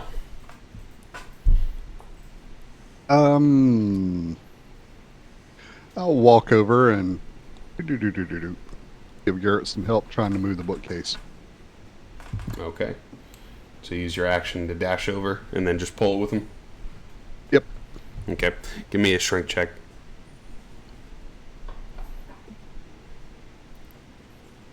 Okay. Yeah, that ain't gonna do it. You're pulling, and it just doesn't seem to be enough. You're just straining, and you can feel it start to tug. You feel like you need a little bit more oomph to get it there. If only we had Barnaby Stitches with us. He's actually not. You're stronger than he is. Or Bella. Okay. You're stronger, way stronger than she is. Wow, I'm the strongest member in the entire party. Oh my goodness, we are so screwed. You are the strongest, I think. Holy cow. Wow. Well, we can always burn the bookcase down. That is an option. So, anything for your bonus action there, Cordell?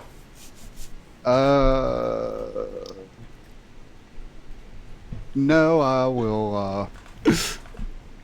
will just kind of, I will accept my fate like it is and tell Garrett he's on his own. Just kidding, I'm not going to do that. I'll just wait till the next turn to figure out something. If Garrett needs help during his turn, I guess that'll be what my bonus action will be. Okay. We're going to go to the water elemental. And you're so lucky that the gelatinous cube is not in the initiative this turn because of the stasis. Because the water elemental is going to move down the hallway. 5, 10, 15, 20, which sets off the trap because it is going to auto-fail the deck save. 10, 15, 20, 25, 30. And it brings out a line that's also a freaking enemy? It is! So that you see the glass pane drop. And the slime is able to get out of the cage. So, the water elemental... which square are you on here, bud? You move 5, 10, 15, 20, 25. You'd probably be at that one. Right? 5, 10, 15, 20, 25. Yeah, that's 30. And then it would move. It actually could be right up next to you. Because it started next to you. So it is going to make a multi-attack. 2 slams.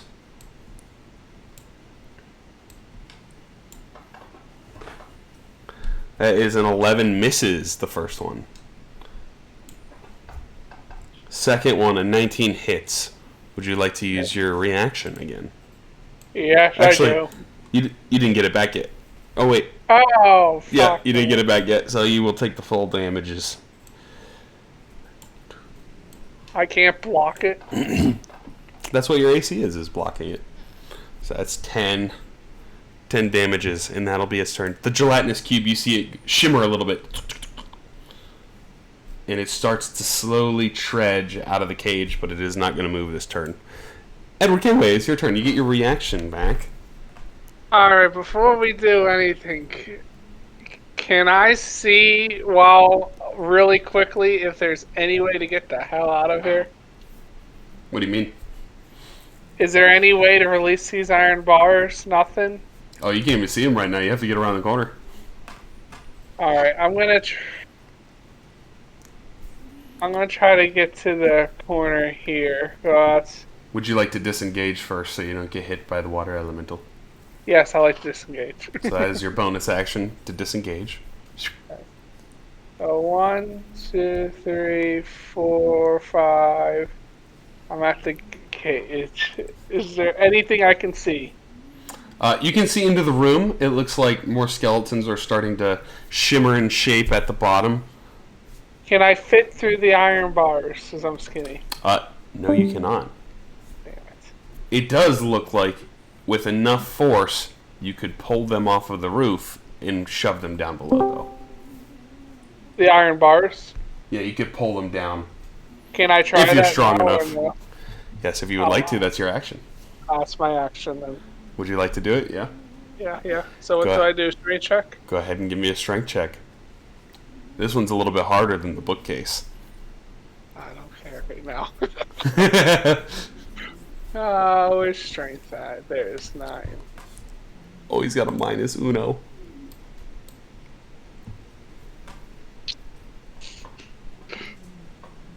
Fuck me. So, You see Edward Kenway doing the Captain Jack Sparrow panic, running away from the bad guys down the hallway, and he jumps up and grabs the gate and tries to pull it down, and it just doesn't budge. Is there any way I could reroll? You have Very lucky. You have lucky. You get a reroll. I'll try my lucky. Okay, go ahead and roll another d20. Damn it. So you run and you jump and you cling on to it and it doesn't budge, and then you feel it go, just like a tiny smidge, and it doesn't move. You're like, come on! You're just shaking up and down. Oh, God. Alright, well, I guess there's something else I can do. How many luckies do I get? You have 3 a day.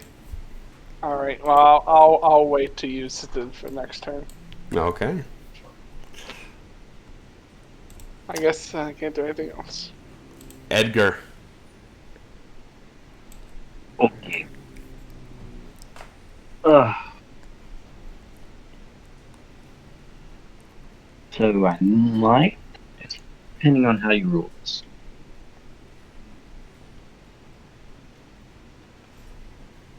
Are we familiar with that there's traps, correct? Yeah, if you guys remember them, where they're at. Okay. How would you roll if I try to use locate object to find the mechanic The mechanic to what? to unlock? It has to be something you're familiar with. So you have to explain to me Onion? what it is. As to unlock the. You're not sure what would cause that, and you're also not sure if you've seen the thing that would cause that. Okay. I think it's more of a series of actions that would cause it anyway than it is an individual component. Okay. Well then, that will be nice. Is there any skeletons out yet? New ones, no. Okay. They will come at the end of this round.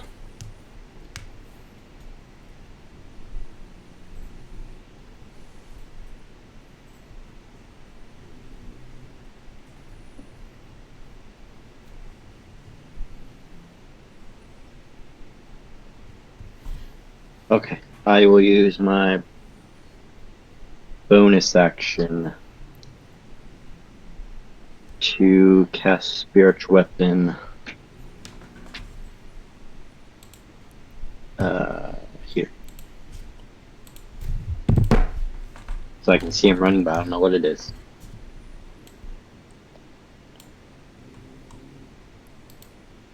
John Cooper's purple frying pan of death. Okay. Should have been that.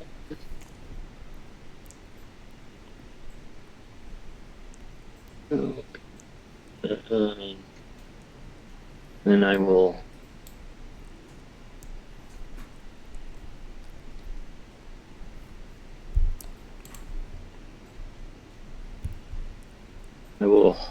Hold my action to cast.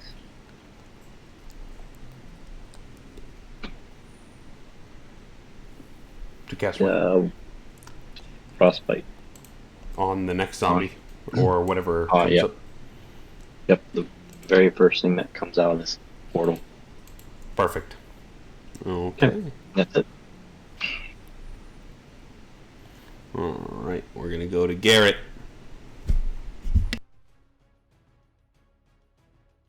Alright. I have a feeling I'm going to die today. There's a possibility. Right.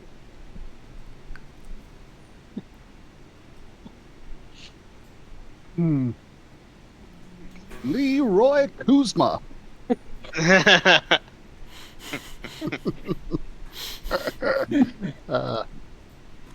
Happens to all of us. I'm like was I pushing? It's like, yeah, Cordell. No, I don't know if I can move this. You might have better luck. Can't you guys both do it together? Yeah, I do the help action, which should give Garrett advantage. Yeah, if you guys All want. right, He was assisting you. He said he was going to do that last time. Yeah. Yeah. So this would be my action or my bonus. It's your action to try to open this. I'll use my action and I'll take a. Get advantage. Alright, You're I'll getting help. assistance. Yes.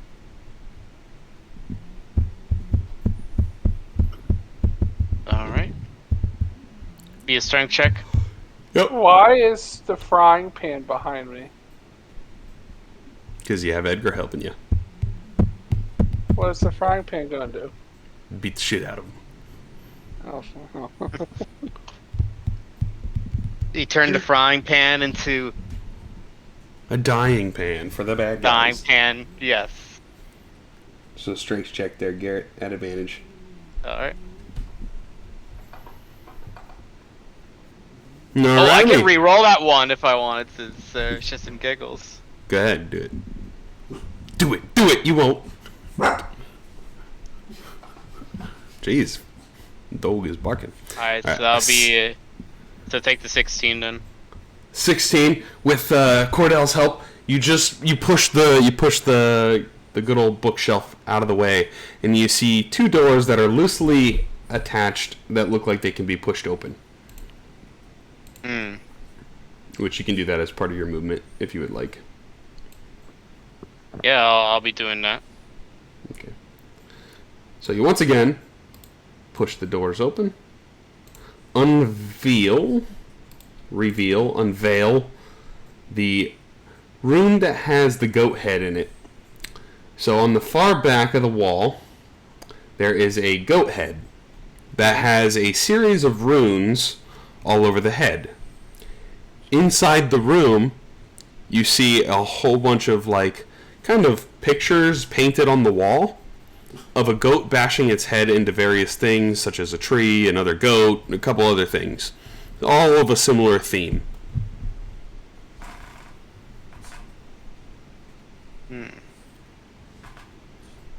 it's a trick. It's like a puzzle or something. Trivia, I don't know, something like that. But right now, there's only one of these wolf heads. Is a goat head. Goat head, excuse me. Mm-hmm. Kind There's of looks only like one. a wolf from this angle. It's a goat, man. You can zoom in.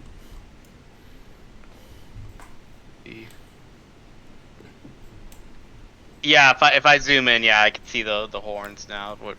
I was looking at it from afar, and the horns. I couldn't quite see them well. But okay, yeah.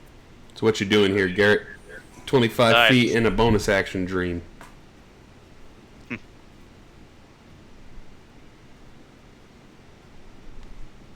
Let's see. Do I see anything else in the room? Nope, just the painted wall and the goat head. Alright. Oh, so I'm just like, I'm like, yeah, just in case I think we're gonna basically activate my ring of jumping, the bonus, and that way I can do some sick jumps. And I'm gonna do a little slight boost. And since I see it's estimate about 25 feet, I'm gonna take a leap and try to land right next to the goat head. Okay. So you just jump next to the goat head? Yeah. Okay. You do that? Do I see anything in the goat that I can feel like I can inspect, touch, or grab, or? Mm-mm. Now you see just the head of the goat, and then you see runes all over the head. Hmm. And it seems to be the same rune. Does it feel like I can grab this goat head? There's a possibility you could grab it. It doesn't. It seems to be mounted to the wall.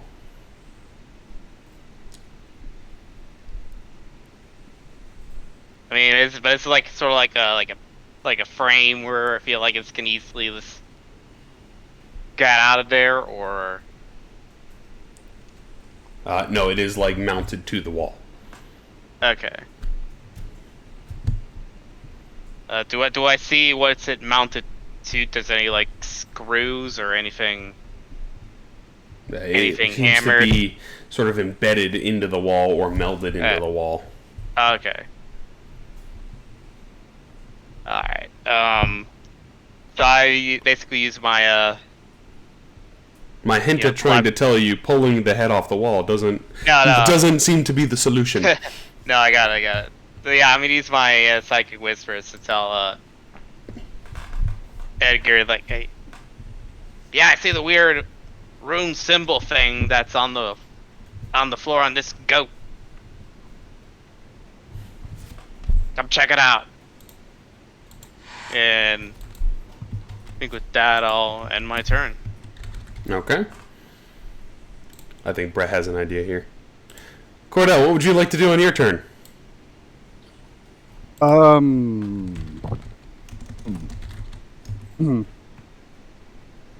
Let's see. Oh, it just dropped. No, as I have. Okay. Let's see. What do I want to do?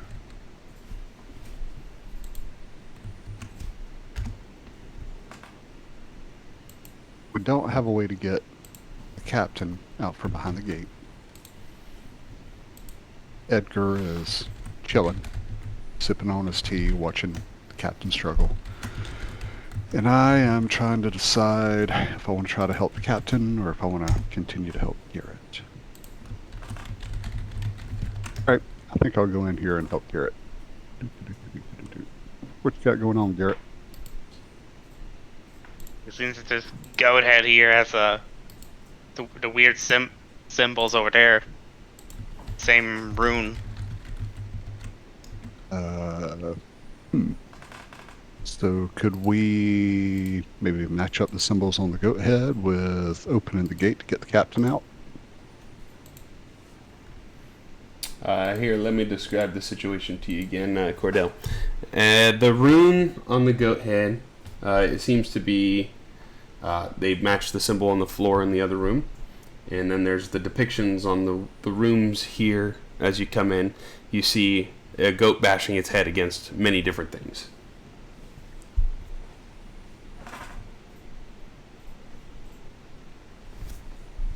Okay. There's got to be a way to open that gate to let the captain out. Is there anything else in this room besides the goat head on the wall? No.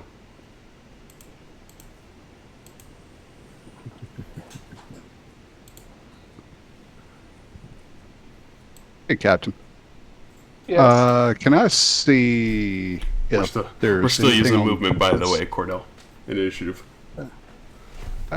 Remember, you can telepathically speak to me. Yeah, that is true, too. Yeah, you can telepathically speak. That is a free action. You can do it anytime. Okay. Freebie. What? We got a free action going on? Yeah. All right, well, I'm going to use my free action to talk to the rest of the members of the group.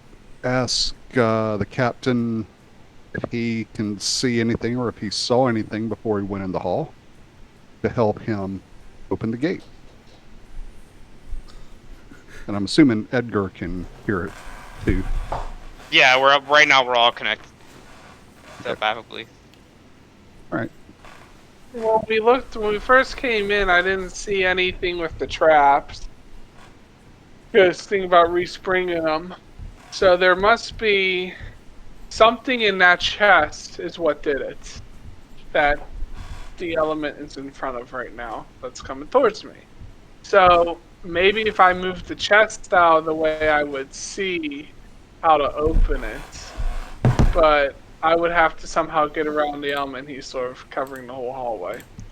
So it sounds Yeah. like the best bet we might have right now is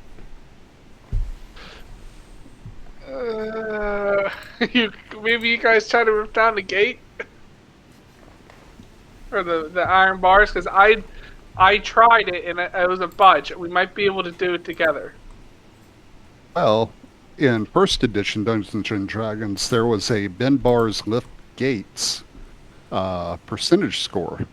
And the game designers for 5e decided that that was too archaic, so we just got basically raw strength scores now. So I got luck. We can try it. Well, I've already moved my 6 squares, so you're going to have to wait for me to get my turn back around to help you lift the gate. Is there anything you would like to do with your action then, Cordell? Got the goat head here. Yeah, I will examine the goat head, and hopefully I won't get polymorphed into, something. Go ahead and give me an investigation check. Right. Investigation. Wow. I am in the bucket for skills checks tonight there, gentlemen. Sorry. You're just seeing the goat head mounted on the wall, and then you see the sort of paintings all throughout the room. Just the goat bashing its head against a tree, against a person, against another goat. Yeah. Nothing else there, really. Okay. That'll be my turn. Alrighty. Water Elemental! He does take 5 more fire damage. He is going to move 5, 10, 15, 20, 25, 30. Ooh, what does this one do? Yeah, he's going to do this. He's going to use his Whelm ability on Edward Kenway. Edward Kenway succeeds. He is not overwhelmed. No, he's not, because, yeah.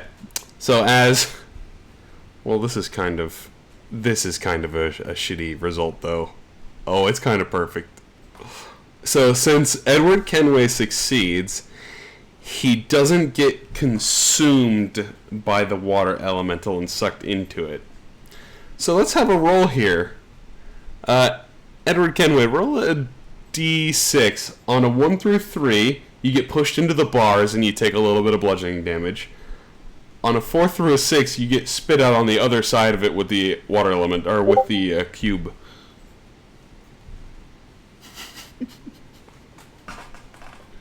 Okay, you just get pushed into the bars. So you take 3 points of bludgeoning damage as it kind of just shoves you into the bars. Alright, wonderful. Hey, it's okay. That was his action. It could have been real bad. I know. So Gelatinous Cube is going to go, though.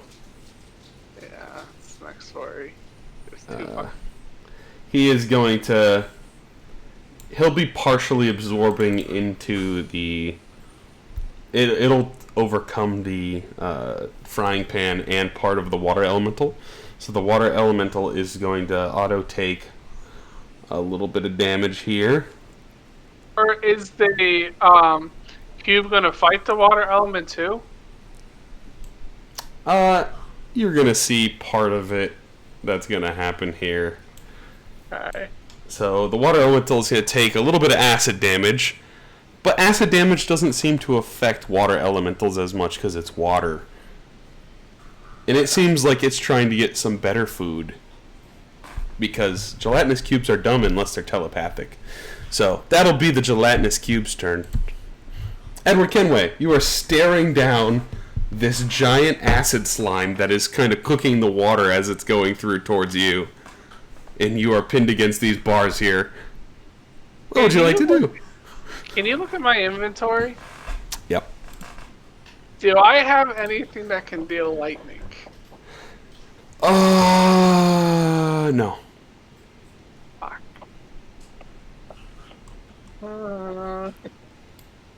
Weird. You played the. You're playing the melee guy, not the magic guy. I know. I know.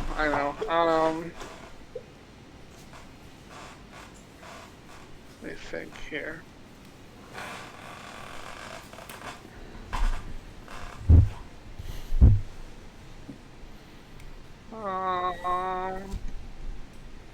I guess I'm gonna just try to swing it out with my sword because I got nothing else to do. Okay. So, Which sword let's are you see. gonna use? Find it. I hope this does something. I'm doubting it. Well, what would be? Oh fuck! Hold on. I just closed that on accident. That dagger. What does it do again? It's a magic dagger. Does it do the same amount of? No, it does not. My sword does. Does that? No, my sword does more damage. But No, if you Hint. roll with then the dagger, I think if you get a crit, it does 7 more extra damage. damage. But here's another hint for you. Most enemies can't resist magic damage. So the dagger would be the better weapon. If They you're can't worried about things not doing, like cutting through water. Alright, we're gonna use the dagger then. Okay. So I will. What weapon is it? Do I get advantage or anything?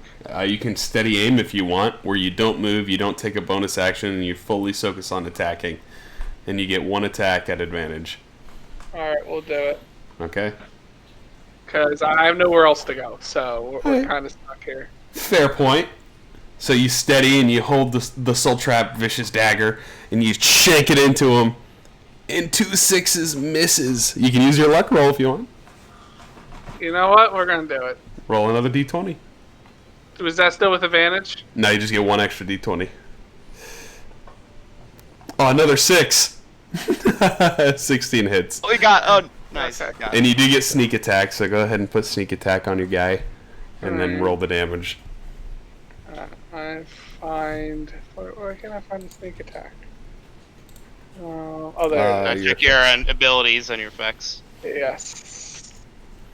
There There you we go. go. Better Better hope for some good damages. Oh, that's a lot of 2s. That's all 2s! It's 4 2s! 12 damage. I mean, it's nothing to laugh at. That's pretty good. Yeah, but it wounded him. You wounded him. He's hurting. I did something. At least I know I can hurt him. And I guess that's my turn. I can't do anything else. Okay. We're gonna try to fight him to the T. I'm not taking open this damn door.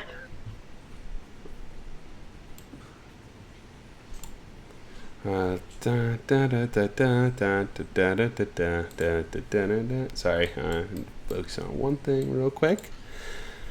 We gotta up the ante here for our buddies in the room. So, Edgar, as you're watching the portal start to form, you see 2 little skeletons appear. Boom. And boom. And then they have Big Brother that appears in between them.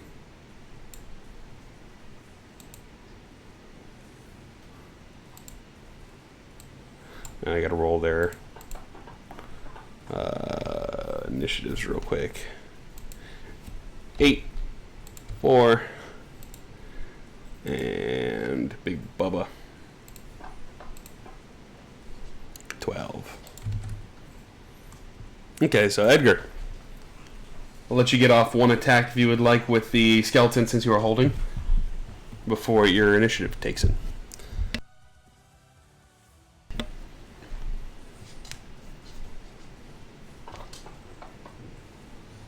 Five.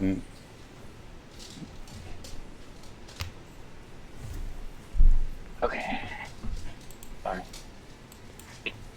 What was the save for? That frostbite is a save, not a hit. Oh, yeah.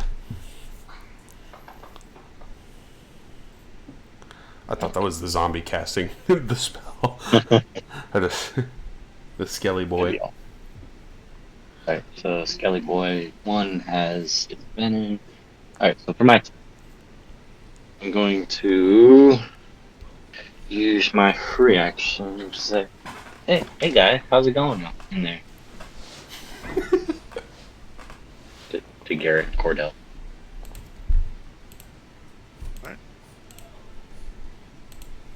Oh, it's going. Not much here, just looking at it, I guess it's like a gonna go over there and fight.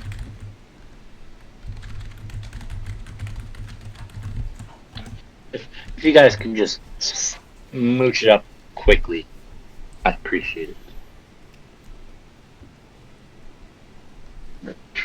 Alright, so the cube is damaging the elemental, correct?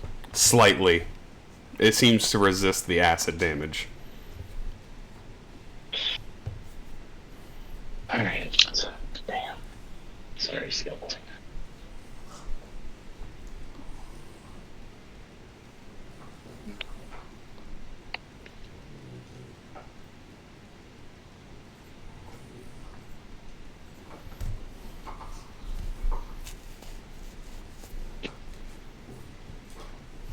Can't hit it. Fuck. Okay. I'm going to cast Bless on me, Captain, and my skeleton. Okay. What does that do? Increases their saves. So, should work. Okay. Alright, so since you have to do the saves, that gives you a d4.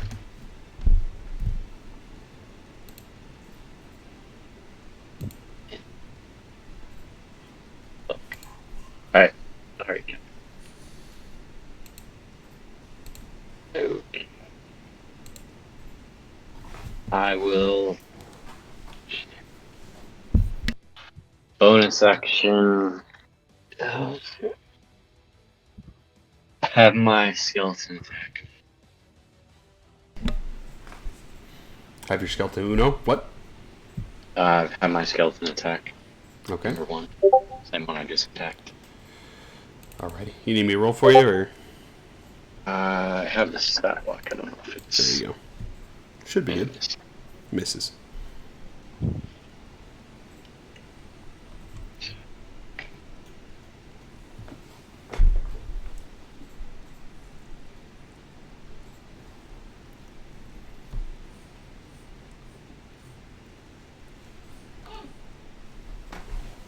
Stay wrong.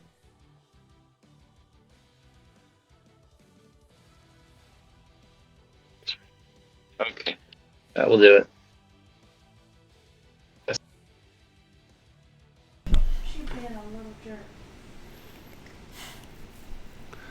So, are you casting anything else, or? Oh, you don't have many more channels, do you? No, I don't have any. Shit. Is it? I think it's just one channel right now. Is it really? I felt like you got more than that, but... I think it's only one until level 6. Dang. Well, is that your turn there, then? That is my turn. Yep, only one until 6. Alright, Mentar guy is just gonna go brrr, greater axe, and he's gonna swing at Skelly Boy. Natural 20.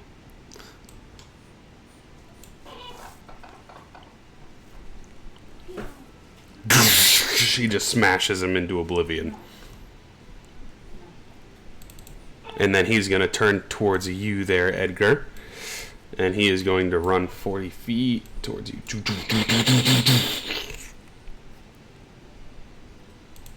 So we got a big fucker out here and a big fucker with me. It's fine. Everything's fine, guys. It's fine. Thanks, Pat. It's all Garrett, good. it's your turn to figure out how this trap works.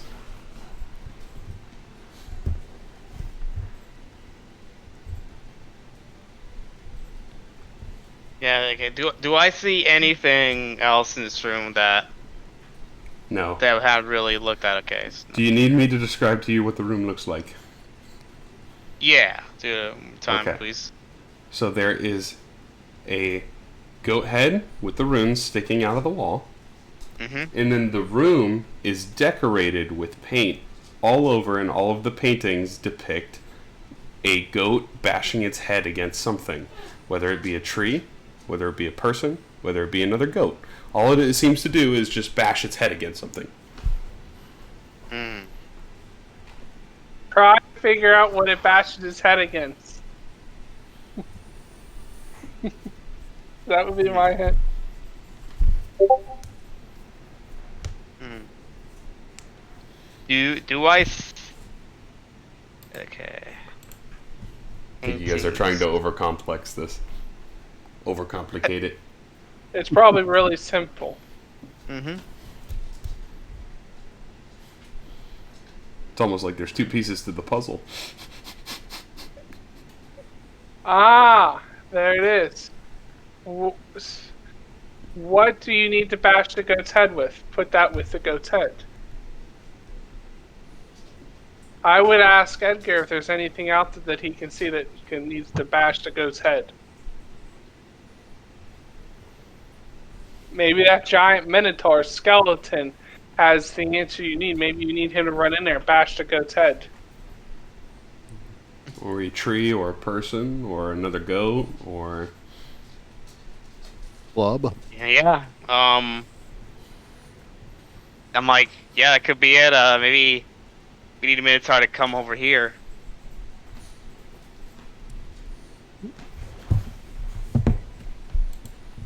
Alright, so here's what I do. I believe I can see the...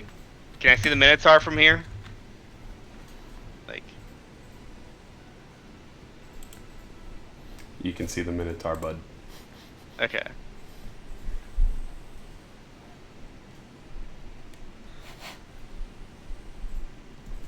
Yeah.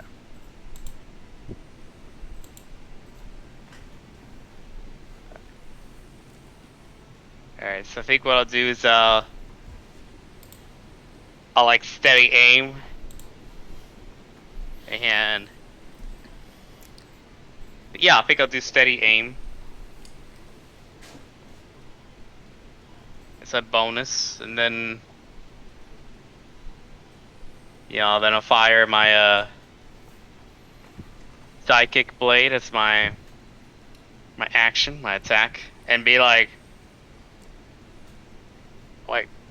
hey, Skelly boy, over here! As I attack.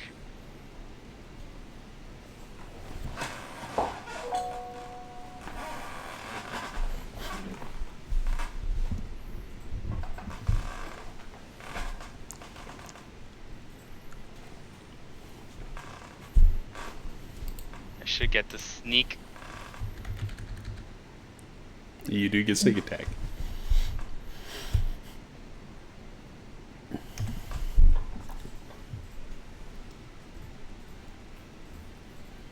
$14 damage. It kind of looks in your direction and doesn't pay you no mind.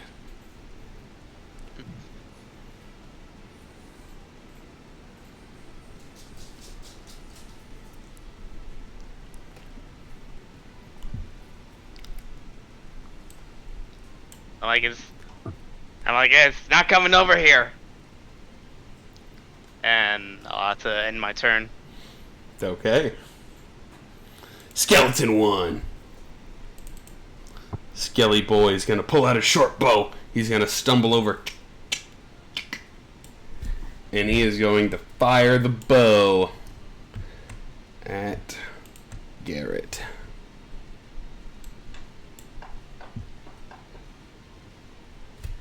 Does he have disadvantage?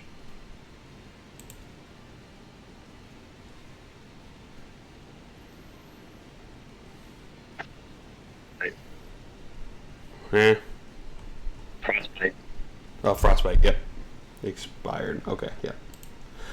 It still hits though. So, Garrett takes the damage. Hang on. Oh. Hang on. Gotta have something for that.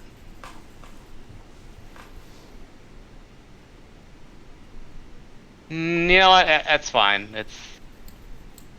It's not that much. Well, damage. I guess what I could do is actually use my reaction to half that.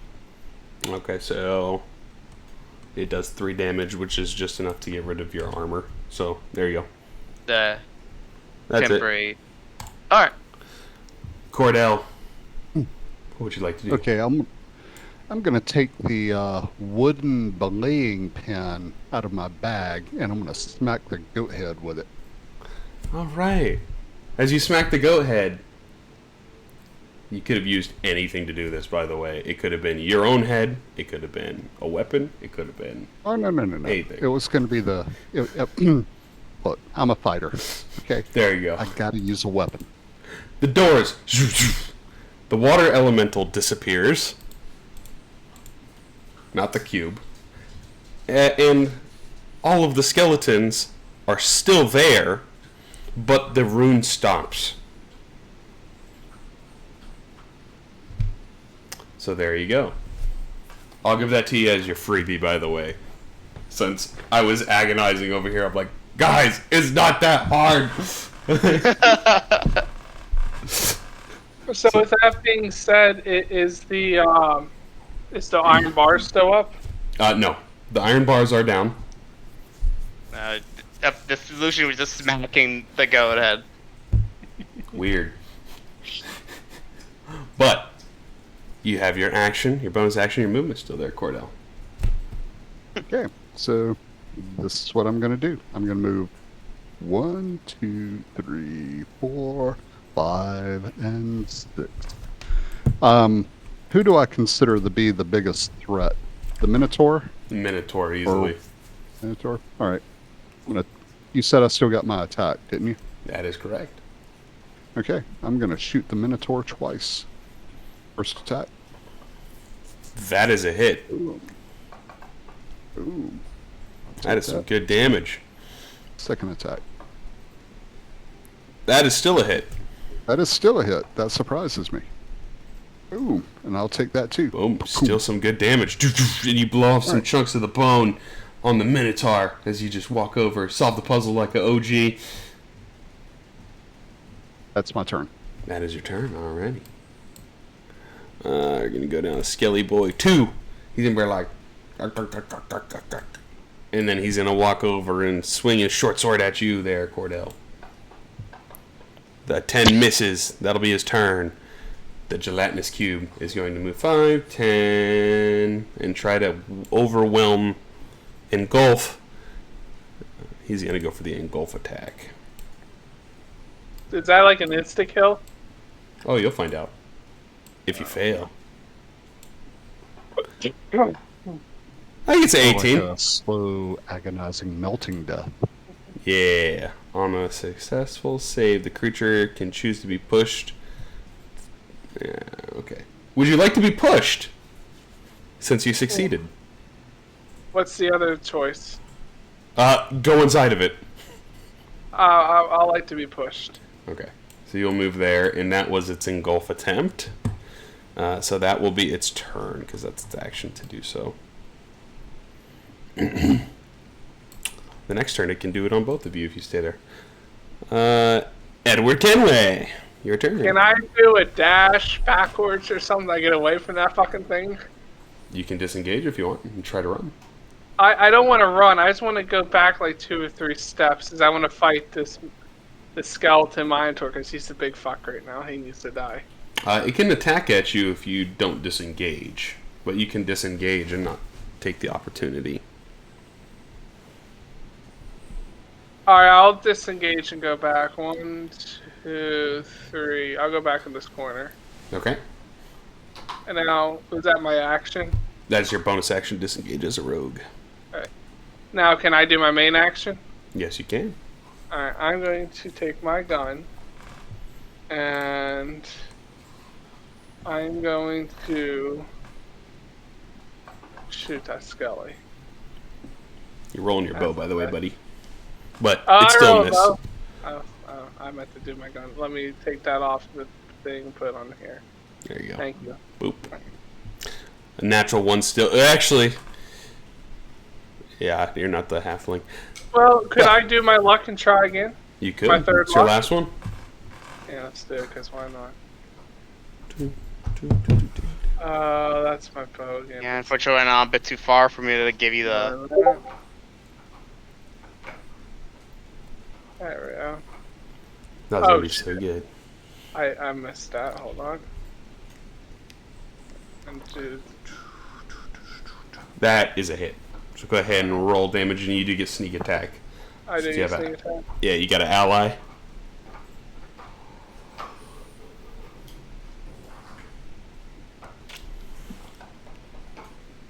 That's a lot of damage. Oh my goodness, it's almost dead.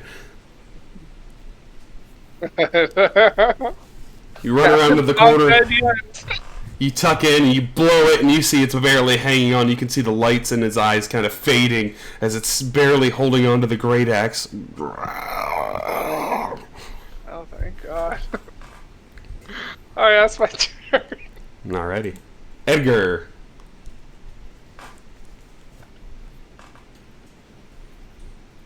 Alright.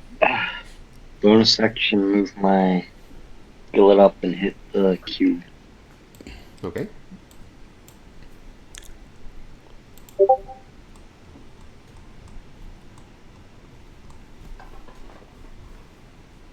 Oof. Nat 20.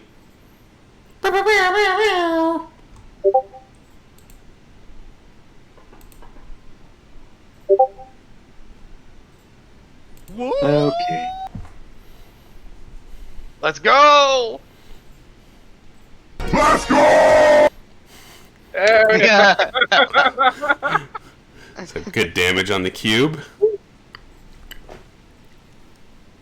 Go ahead and do the only time I can actually use this cantrip, Warded Radiance Word of Radiance. on both. I don't know what this cantrip does. Utter Divine Word, each creature of choice within 5 feet. Do a You can attack Constitution both the saving cube throw. and the Minotaur. Yeah.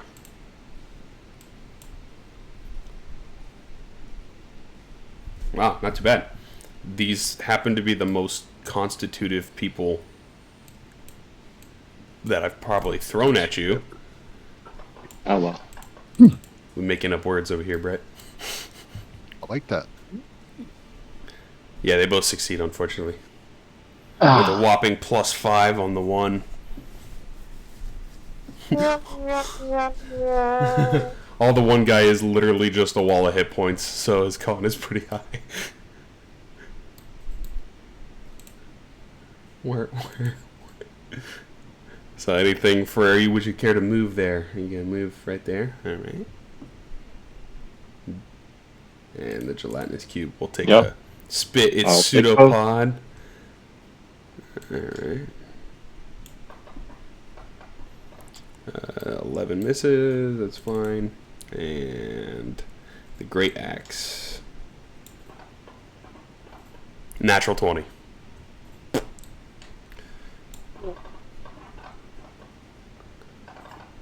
Ooh, that's gotta hurt. Oh, no. That almost hurt. Oof. Did it kill you? Almost. Did a lot of damage though. Alright, so Edgar. Is that your turn? Yep. He sees you and he's gonna move towards you and make the gore attack. It moved 10 feet towards you. It is going to use its gore attack. Ah! As it misses, it kind of like dashes by you and crashes past you into the wall. So you get an opportunity attack if you would like. Kill it, Edgar!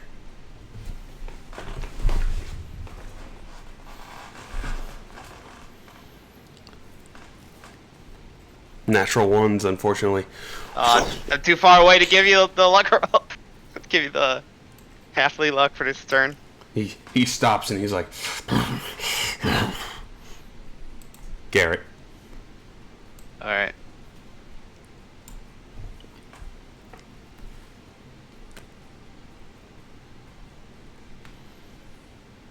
Yeah, where we are. Bit far here.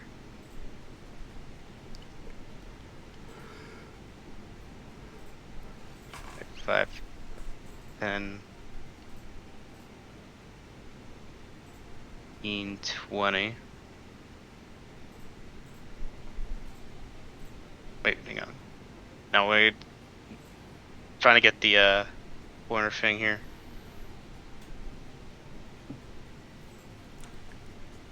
Okay, let's move one more here. Okay, that should put me at. That should put me in range to.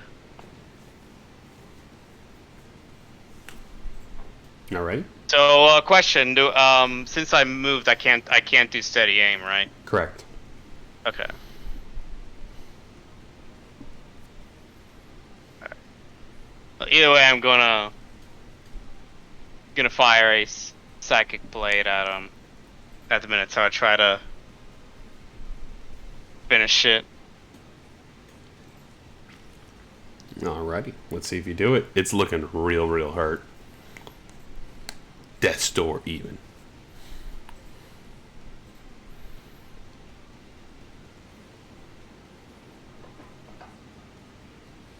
That is a hit. Fortunately, no sneak. That's okay. I don't think you'll need it, bud. All right.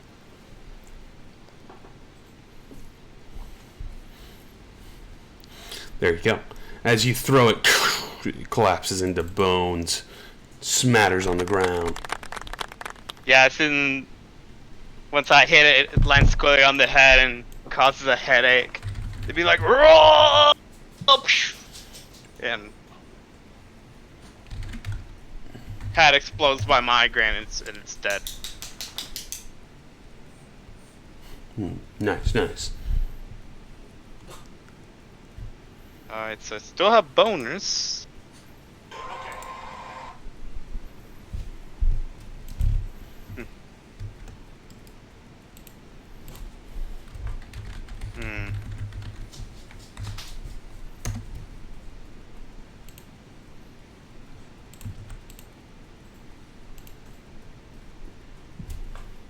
Bonus.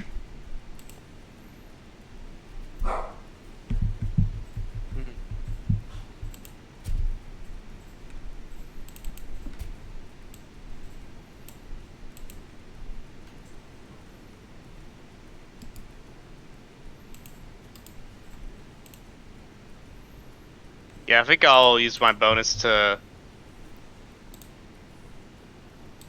dash over here. 5, 10, 15.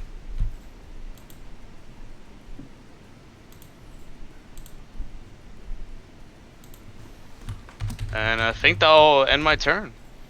Alrighty. Let's go Skelly Uno. Skelly Uno is going to fire his bow again at Garrett.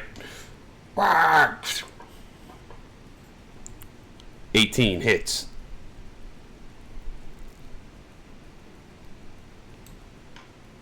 Alright, I think I'll use my reaction for Uncanny Dodge again. So go ahead and hit the ability, because it does it automatically. Yeah. There you go. Alright.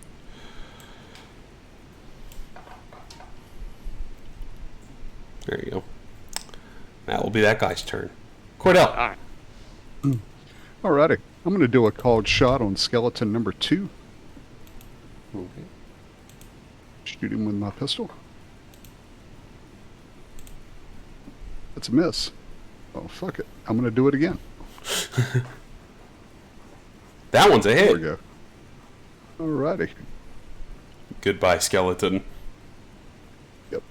Bye-bye, skeleton. He never stood a chance. He's still alive! He's still... He's still alive after 17 points of damage. Well, The beefiest skeleton you've ever seen. that's the one tough skeleton. It's All a right, super that'll be my turn. skeleton. He literally rolled max for HP. That is insane. Because I have it on random. Wow. Wow. Okay. Well, I guess that'll be my turn. Alrighty. That skeleton's gonna turn to The you. top percentage skeleton. He's kind of impressed that he didn't die. He's like looking at his broken bones. He's just like, he pulls out his sword and he's just like, he swipes it in your direction lazily. And he still swipes you a little bit because he catches you off in disbelief because you're like, this is the most beefy skeleton ever. And he's like, I know. He's like, so he takes 7 damage and that will be that skeleton's turn. As we'll go to the gelatinous cube. 5, 10, 15. What's the range on this? It's 5 feet. It's got to move. Is this an action here? It's going to have to dash. It'll go right there. Actually, in between. That's where it'll be. That'll be the ooze's turn. Edward. Okay. Now you die. Thanks.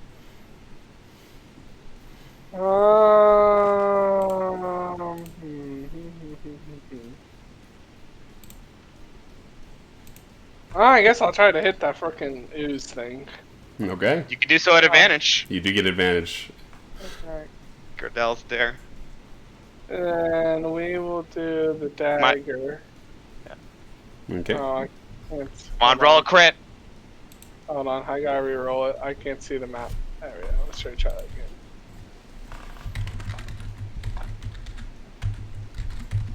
Ooh, close. Say it though? Yeah, that hits. 30 hits for sure. And you get sneak. And you get sneak attack. Does a 30 hit? Good damage. The cube doesn't look that injured. Of course it doesn't. It's a wall of hit points. Alright, and then okay, for my bonus action, can I dash? You can. You can also Alright. disengage. You can. I'll disengage and then I'll move 1, 2, 3, 4, 5, 6. There you go. I just don't want to be. I don't want to be engulfed. Mainly my thing. And that's my turn.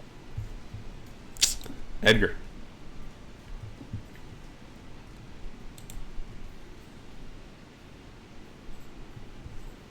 Okay. Bonus action, spiritual weapon on 20 feet close to the cube. Okay.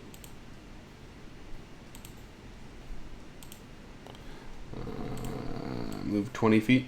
5, 10, 15, Yep. 20. 5, 10, 15. No, I'll give you the 2 corners. There you go. Yeah, attack.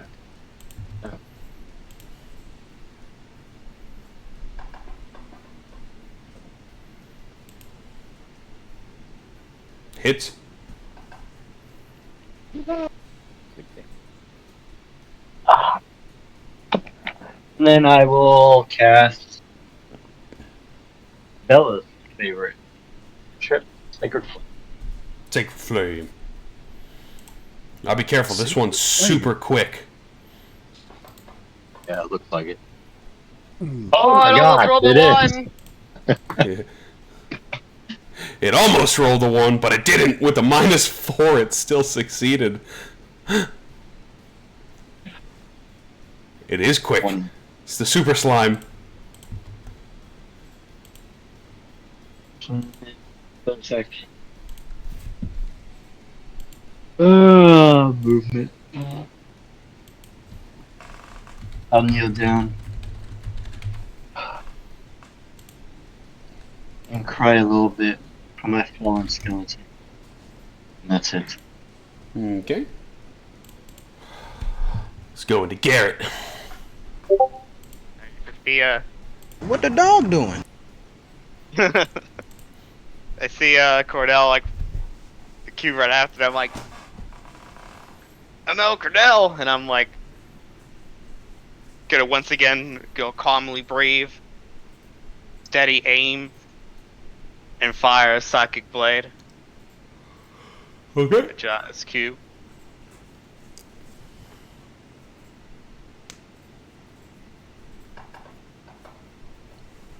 That hits. Nice.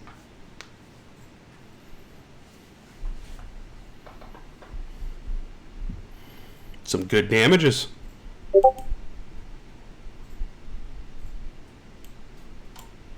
Alright, with that, I'll end my turn. Alrighty. Skelly Uno. So once again, he's going to pop a shot at Garrett. There's a 14 to hit. I'll use the uncanny dodge again. Go for it.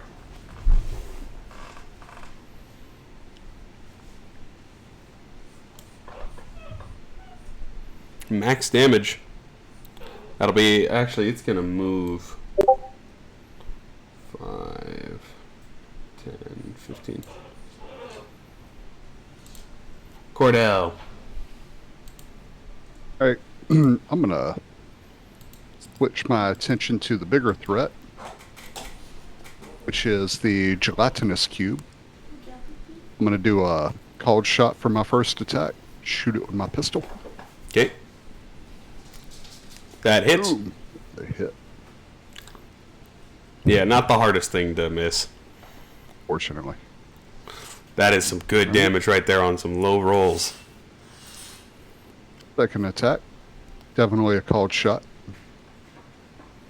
That definitely hits. You're like, I'm gonna shoot the cube. That's pretty much your calling of the shot right there. Max There we go. damage. Ooh. With that one, you shoot it straight down the middle, and you see the cube kind of like. You ever take like Jello or something, and you just like pull it in two? You can see it's kind of like firm on the middle, but it's still shaky. Yeah, that's like what this gelatinous cube did. Yeah, I think I'm just gonna stand right there because I don't know that running is gonna do me any good. Okay. Is that your turn then? Yeah, because that's 2 opportunity attacks if I try to run. Alrighty then. Skelly 2. He said, remember me? I'm beefy. And he's going to swing a short sword at you. 14 misses. That's his turn. Gelatinous Cube is going to attempt to engulf you, Cordell. Yes, you will. Oh, success! Would you like to get pushed, or would you like to go inside the cube? Push. Definitely push. Okay. No one's ever going to say go in the cube, you know? It's unfortunate. That'll be the cube's turn. Edward Kenway. I'm going to go 1, 2, 3, 4, 5. Get next to this cube. And I am then going to, well, I have advantage. I'm going to attack it with my dagger again. You don't have advantage, unfortunately. You're not in flanking. the position. Yeah. Natural 1. Hang on. He's within 30 feet. Now you can use my bountiful luck ability to re-roll that. Alright. Oh wait, hang on. No, I don't know if I can. Because it says I use a reaction, and I just use my reaction to uncanny dodge. Unfortunately, you can't. You can still use your bonus action to make another attack, though, if you want, Edward Kenway, with the other, with either your concealed blades. With my hidden blades. Yep. I'll do that. Yeah, You you have get another one attack. One attack is a bonus action. That hits. Alright. Do I get sneak attack?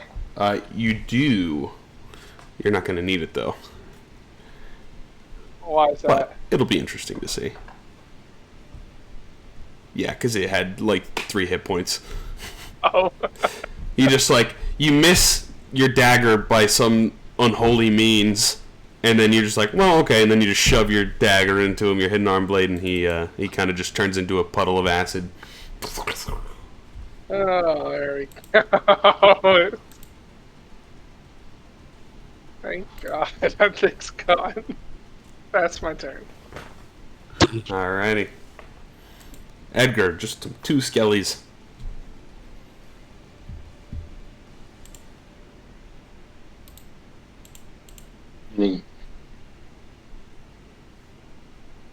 I'm gonna, yeah. Are we done playing around, or can we leave?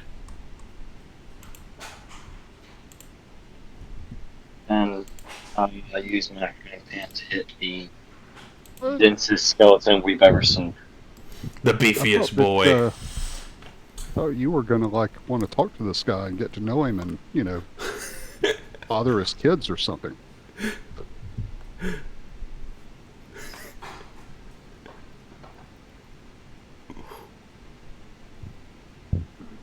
I think it's the first game we've seen Edgar do combat this whole entire game.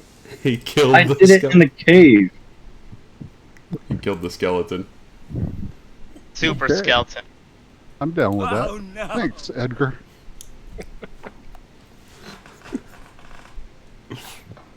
Hope you guys don't enjoy getting me. Boom. Yeah.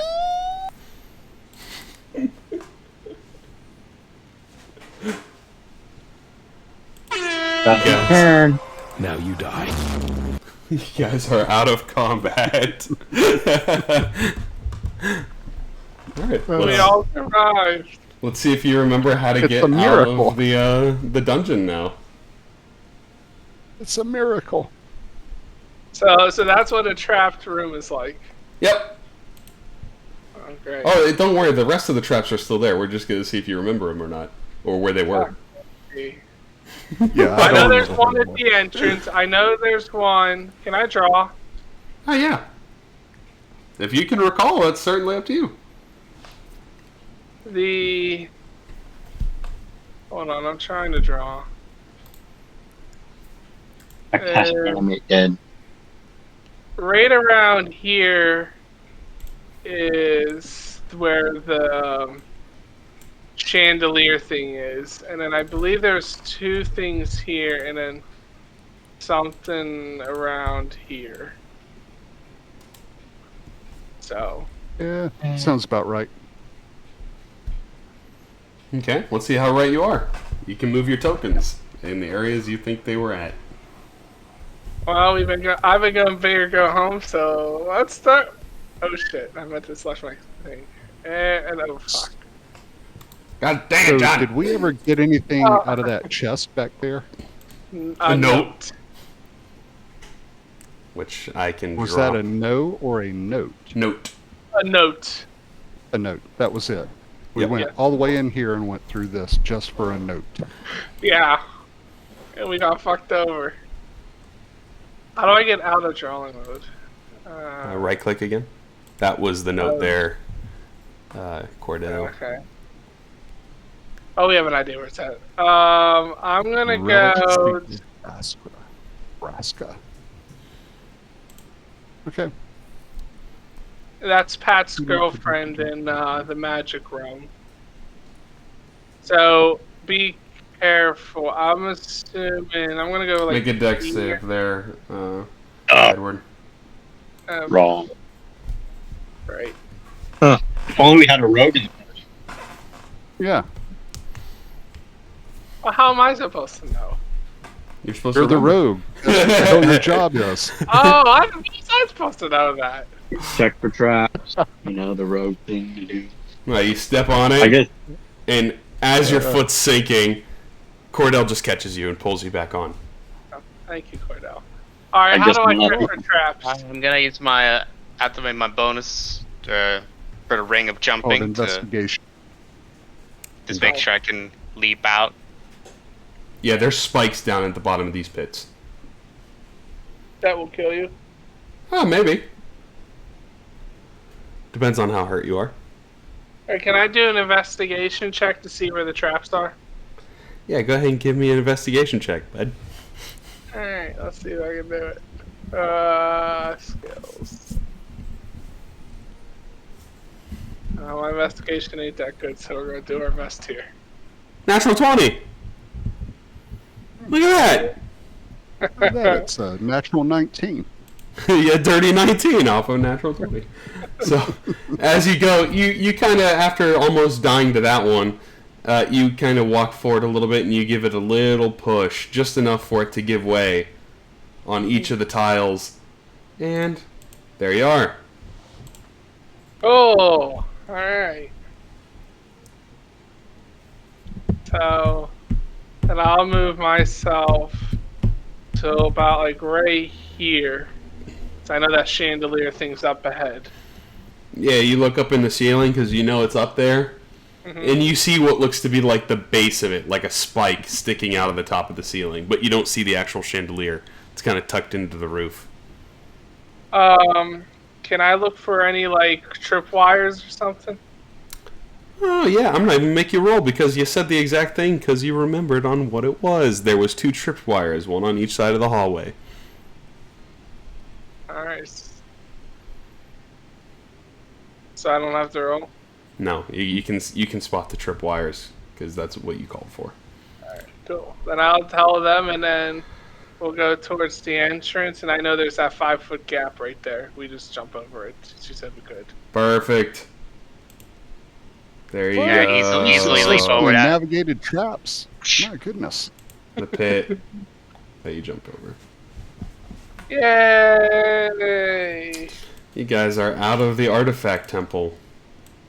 And you have found that the loot on the inside has been nabbed by Vraska the Relic Seeker. Vraska. Vraska the Rascal. So, what you guys like to do now? Well, Everything we do every night. Try to take over the world. well, I don't know if we're going to be able to stop this conflict because Vraska has that artifact. She sounds familiar. Didn't we meet her at Spelljammer Hall? No. Oh, never met her. Her name sounds familiar. Well, let me ask this. They don't know what the artifact is.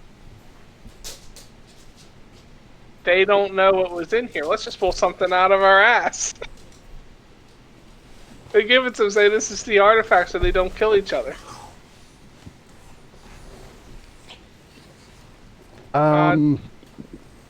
You know, if you really want to do that,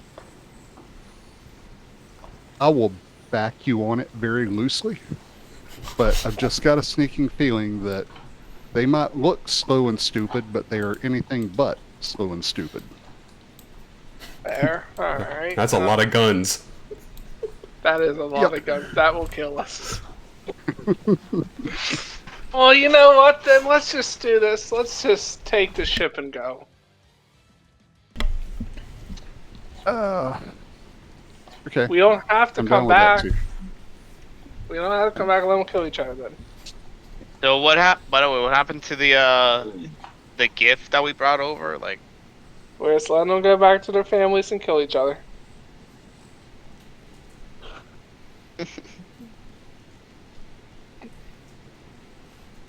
No, Captain, it sounds like you need to take Edgar's short course in how to win friends and influence D&D characters. I should, because Edgar's a lot better at that than I am. Far better at that than me. I'm not a convincing person.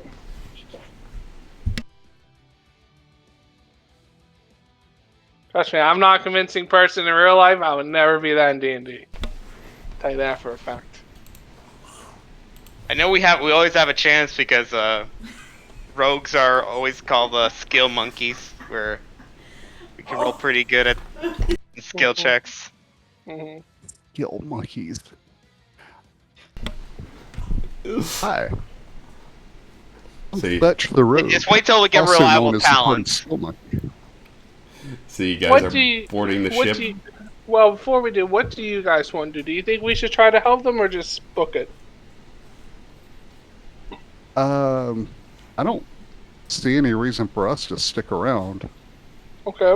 I mean, we've got the Giff people. We can drop them off here and let them... They're already gone. Oh, they were already gone? Okay, Mm-hmm. yeah. And I think we take our 4 little kobold crew people and get out of here. And do you agree, Garrett and Edgar? I mean, we can always maybe find this space Vraska Absolutely. around the world, and then By the time we have- come back, they'll be dead. Well, I don't really want them to kill each other, but Well, I don't know how there else is. to tell them. I mean, I don't know of us having any skin in the game or any reason to stick around or, make things bad for us if we choose a side. True. It's something I agree. that really we don't have any skin in the game for, so to speak. Well, I say we get in the ship and we head towards the water river, see if we can get across it, and see if we see anything.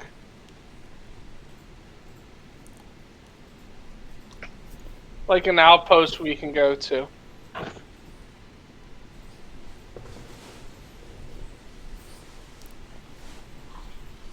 I guess the other thing is that we could potentially ask both sides if they know who Vraska is, or does that sound familiar to any of us?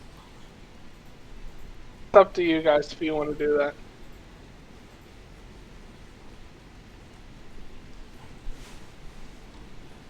That may not be a bad idea. And just give them the heads up that Vraska lead us to the artifact. That might prevent them from killing each other and give them a common enemy to motivate against Vraska. True. If they... Possible. Alright. Garrett, you came up with the idea, you get to execute it. Spoken like a Alright. true captain. Oh yeah, let's do it. Alright. We get in the ship and we go back, park right in the middle of their battlefield. Okay. See, second verse, same as the first. You guys park there, and they're like, "Hold your fire! Hold it!" And you guys get out, approach the one side, Garrett. So I'll let you partake as you move towards probably the chief commander of the battles, it seems, or either the chief of the Giff or the chief of the actual fighting, the master gunner. Probably be like arriving and I do a leap and I'm like, hold your fire. Hold your fire. And They're like, "Hold your fire! You heard him." like, everyone, we have some news of a big discovery. Big discovery! Big Big discovery! Seems that someone stole an important artifact of this planet. They're kind of like, huh? And Was it that ship that we saw the other day? wait, what ship? It was a big spelljamming ship. A pirate lady came. We didn't see her long. She must have went inside. That was her. She's the one that stole your artifact. She looked like she had snakes for hair. And she left the note to prove it. All right, They well, will- that's good. At least she's not hot. They'll describe her as this Medusa pirate woman. And then they will say, as quickly as she came, she disappeared. It's almost like she went to a different plane of existence almost. Not even flying the boat, just disappeared. And it's possible that since this is an ancient artifact, it could lead to the truth behind how is your tribe name or race name actually pronounced. Oh, It's very possible. that's... Oh. So you are going to find it for us?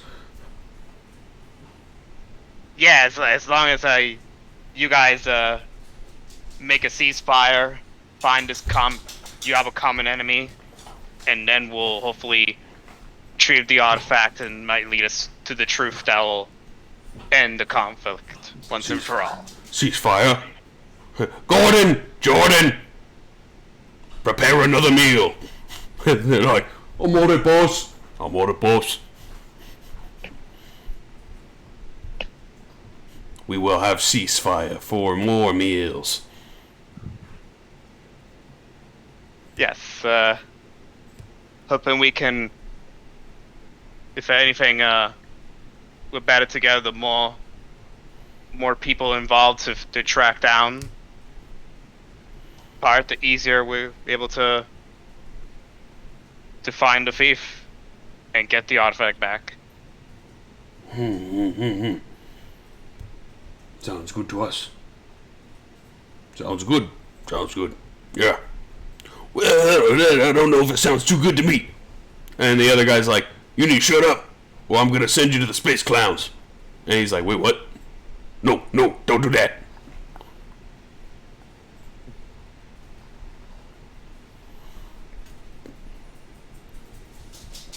Yeah, oh yeah, and of course we're only doing this if the ceasefire is active. If the work continues, we're gonna stop searching for it. We got a lot of stuff in our plates. Give me a persuasion check.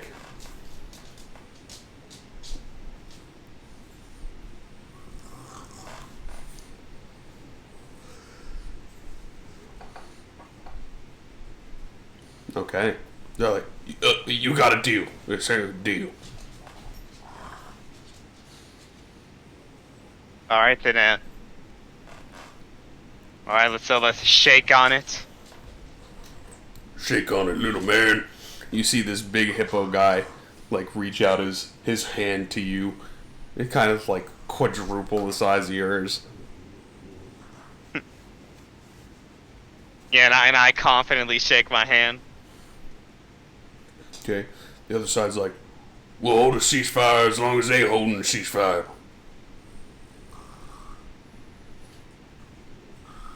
They started it anyway. And then the other guy's like, no, you started it. And they're like, ceasefire. We just gotta get that back, and hopefully we'll find the truth that'll save this land. Yeah, once and for all that we are called to Giff, that we are called to Jiff. They both sides like at the same time. Yes, we will. That artifact should reveal all.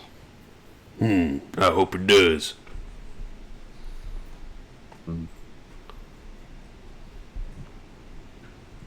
Well, good luck to you, boys. And watch out for them space clowns if you out in space. They're some dangerous folk. I'm not fond of clowns anyway. And one of the GIF, you'll see it'd probably be the captain Gunther comes over to you, and they will show you what he'll like minor illusion what they look like. If you see these folks out in space, you best avoid them. Ooh. Oh, they look creepy. Wow. Oof. I already don't like clowns in real life. I'm not scared of them, but I don't like them. I like those even less. I don't like clowns either.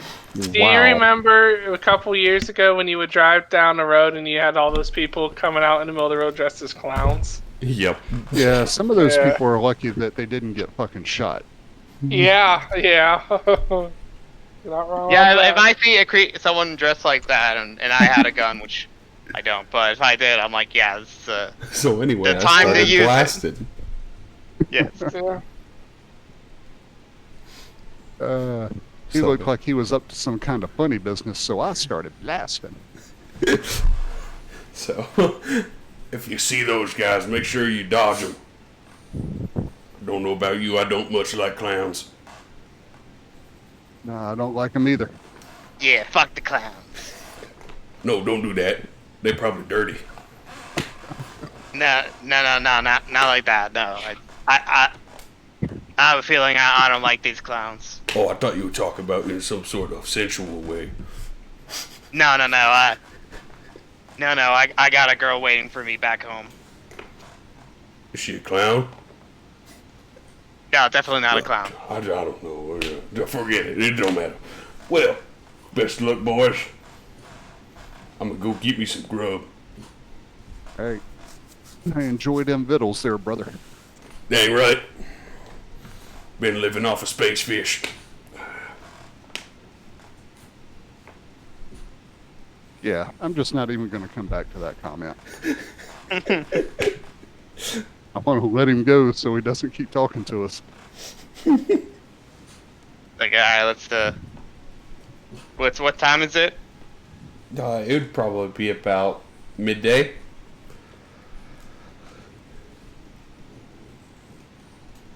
So we could go back to the ship and rest or set sail. I say we set sail to the river island water thingy and see if we find anything. Be my suggestion. Unless you guys have a better idea.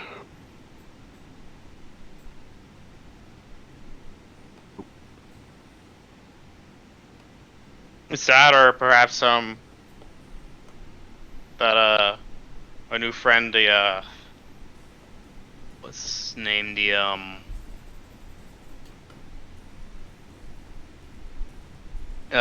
like Zephian, Zephane,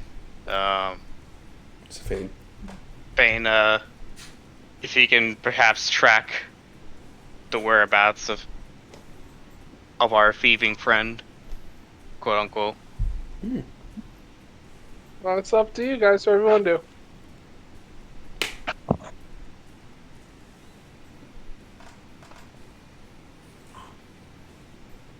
It depends on how close are we to.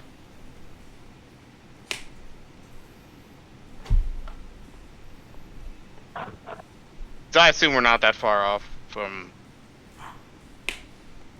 going back to the Spelljammer Hall? Yeah. It takes you about like 30 minutes or so.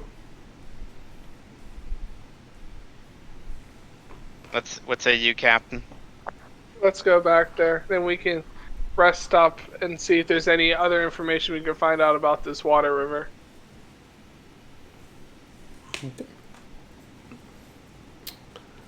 So, as you guys... How do I want to do this? We'll do two of them at the end. Okay. So you guys all board your ship. Eeny, meeny, miny, and Mo are like, when's dinner? I'm hungry! Meat! Need payment of meat! They run up to Edgar. Meat! Okay.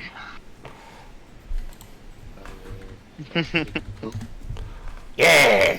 I hope. I need a sous chef, Miney. You wanna help? Yeah! Meat! I eat meat first. Which, Okay. here you go, Edward Kenway, so you can see. These are what some of your buddies look like. Okay. Eeny, meeny, miny, and Mo. Or a dragon. Yeah, well, dragon people, they're probably about like 3 feet tall. So I believe Okay. Mo is that sorcerer is Miney. Yeah, Mo is just a winged kobold. And the inventor, the artificer is Meanie. that's Eenie. And the regular one I think is I could look it up. I have it all set up here, and I just give you guys this share record. It's under a story for your crew members. Eenie is a basic kobold, Meanie is the inventor, Miney is the sorcerer, and Mo is the winged kobold. And then you have Yosef, who's a zombie human. The 28 good. Wait, how do we get a did Edgar? Yeah. Did And an made Edgar a- thing. So he's just roaming around the ship as a zombie. I mean, I've got him doing stuff. You see him like cutting up like a carrot slowly. But you guys are able to cook enough meat and just have a nice little meal on the way back. And as you guys sort of pull back into the Spelljammer Hall, you see what looks to be a little bit larger and darker ship parked across the port from you guys, where Captain Elijah normally would be. You probably assume he's on a run somewhere, maybe going to get more supplies, whatnot, more provisions. You see this larger ship across the way, and helming the ship, there looks to be like they're walking out of the main captain's room and down the gangway, and then you start to see them walk down the port towards the Spelljammer Hall. And as this individual pulls back their cloak, you can see what looks to be long snakes on the top of their head. We're going to pick it up there next time. In addition, I'm going to give us like a little sneak peek of something to come that the characters don't know but the players do. So, somewhere off in a prison, there is a short, red-bearded, dwarvish man. "It's time for you to get doing it," he says. "What do you need me to do?" "There's a group of people that have broke containment here. They blew up one of our storehouses. I need you to find them, and I need you to take them out." And you hear this invisible figure, sounds large and responsive. "I'll do what I must. It'll be easy." And you'll hear the dwarvish man once again response. "I know you can do this. It'll be a simple task for you, Sailbreaker." And that's where we're going to pick up next time. Great. I like it. Alright, cool. Well, we Well, all take survived another day.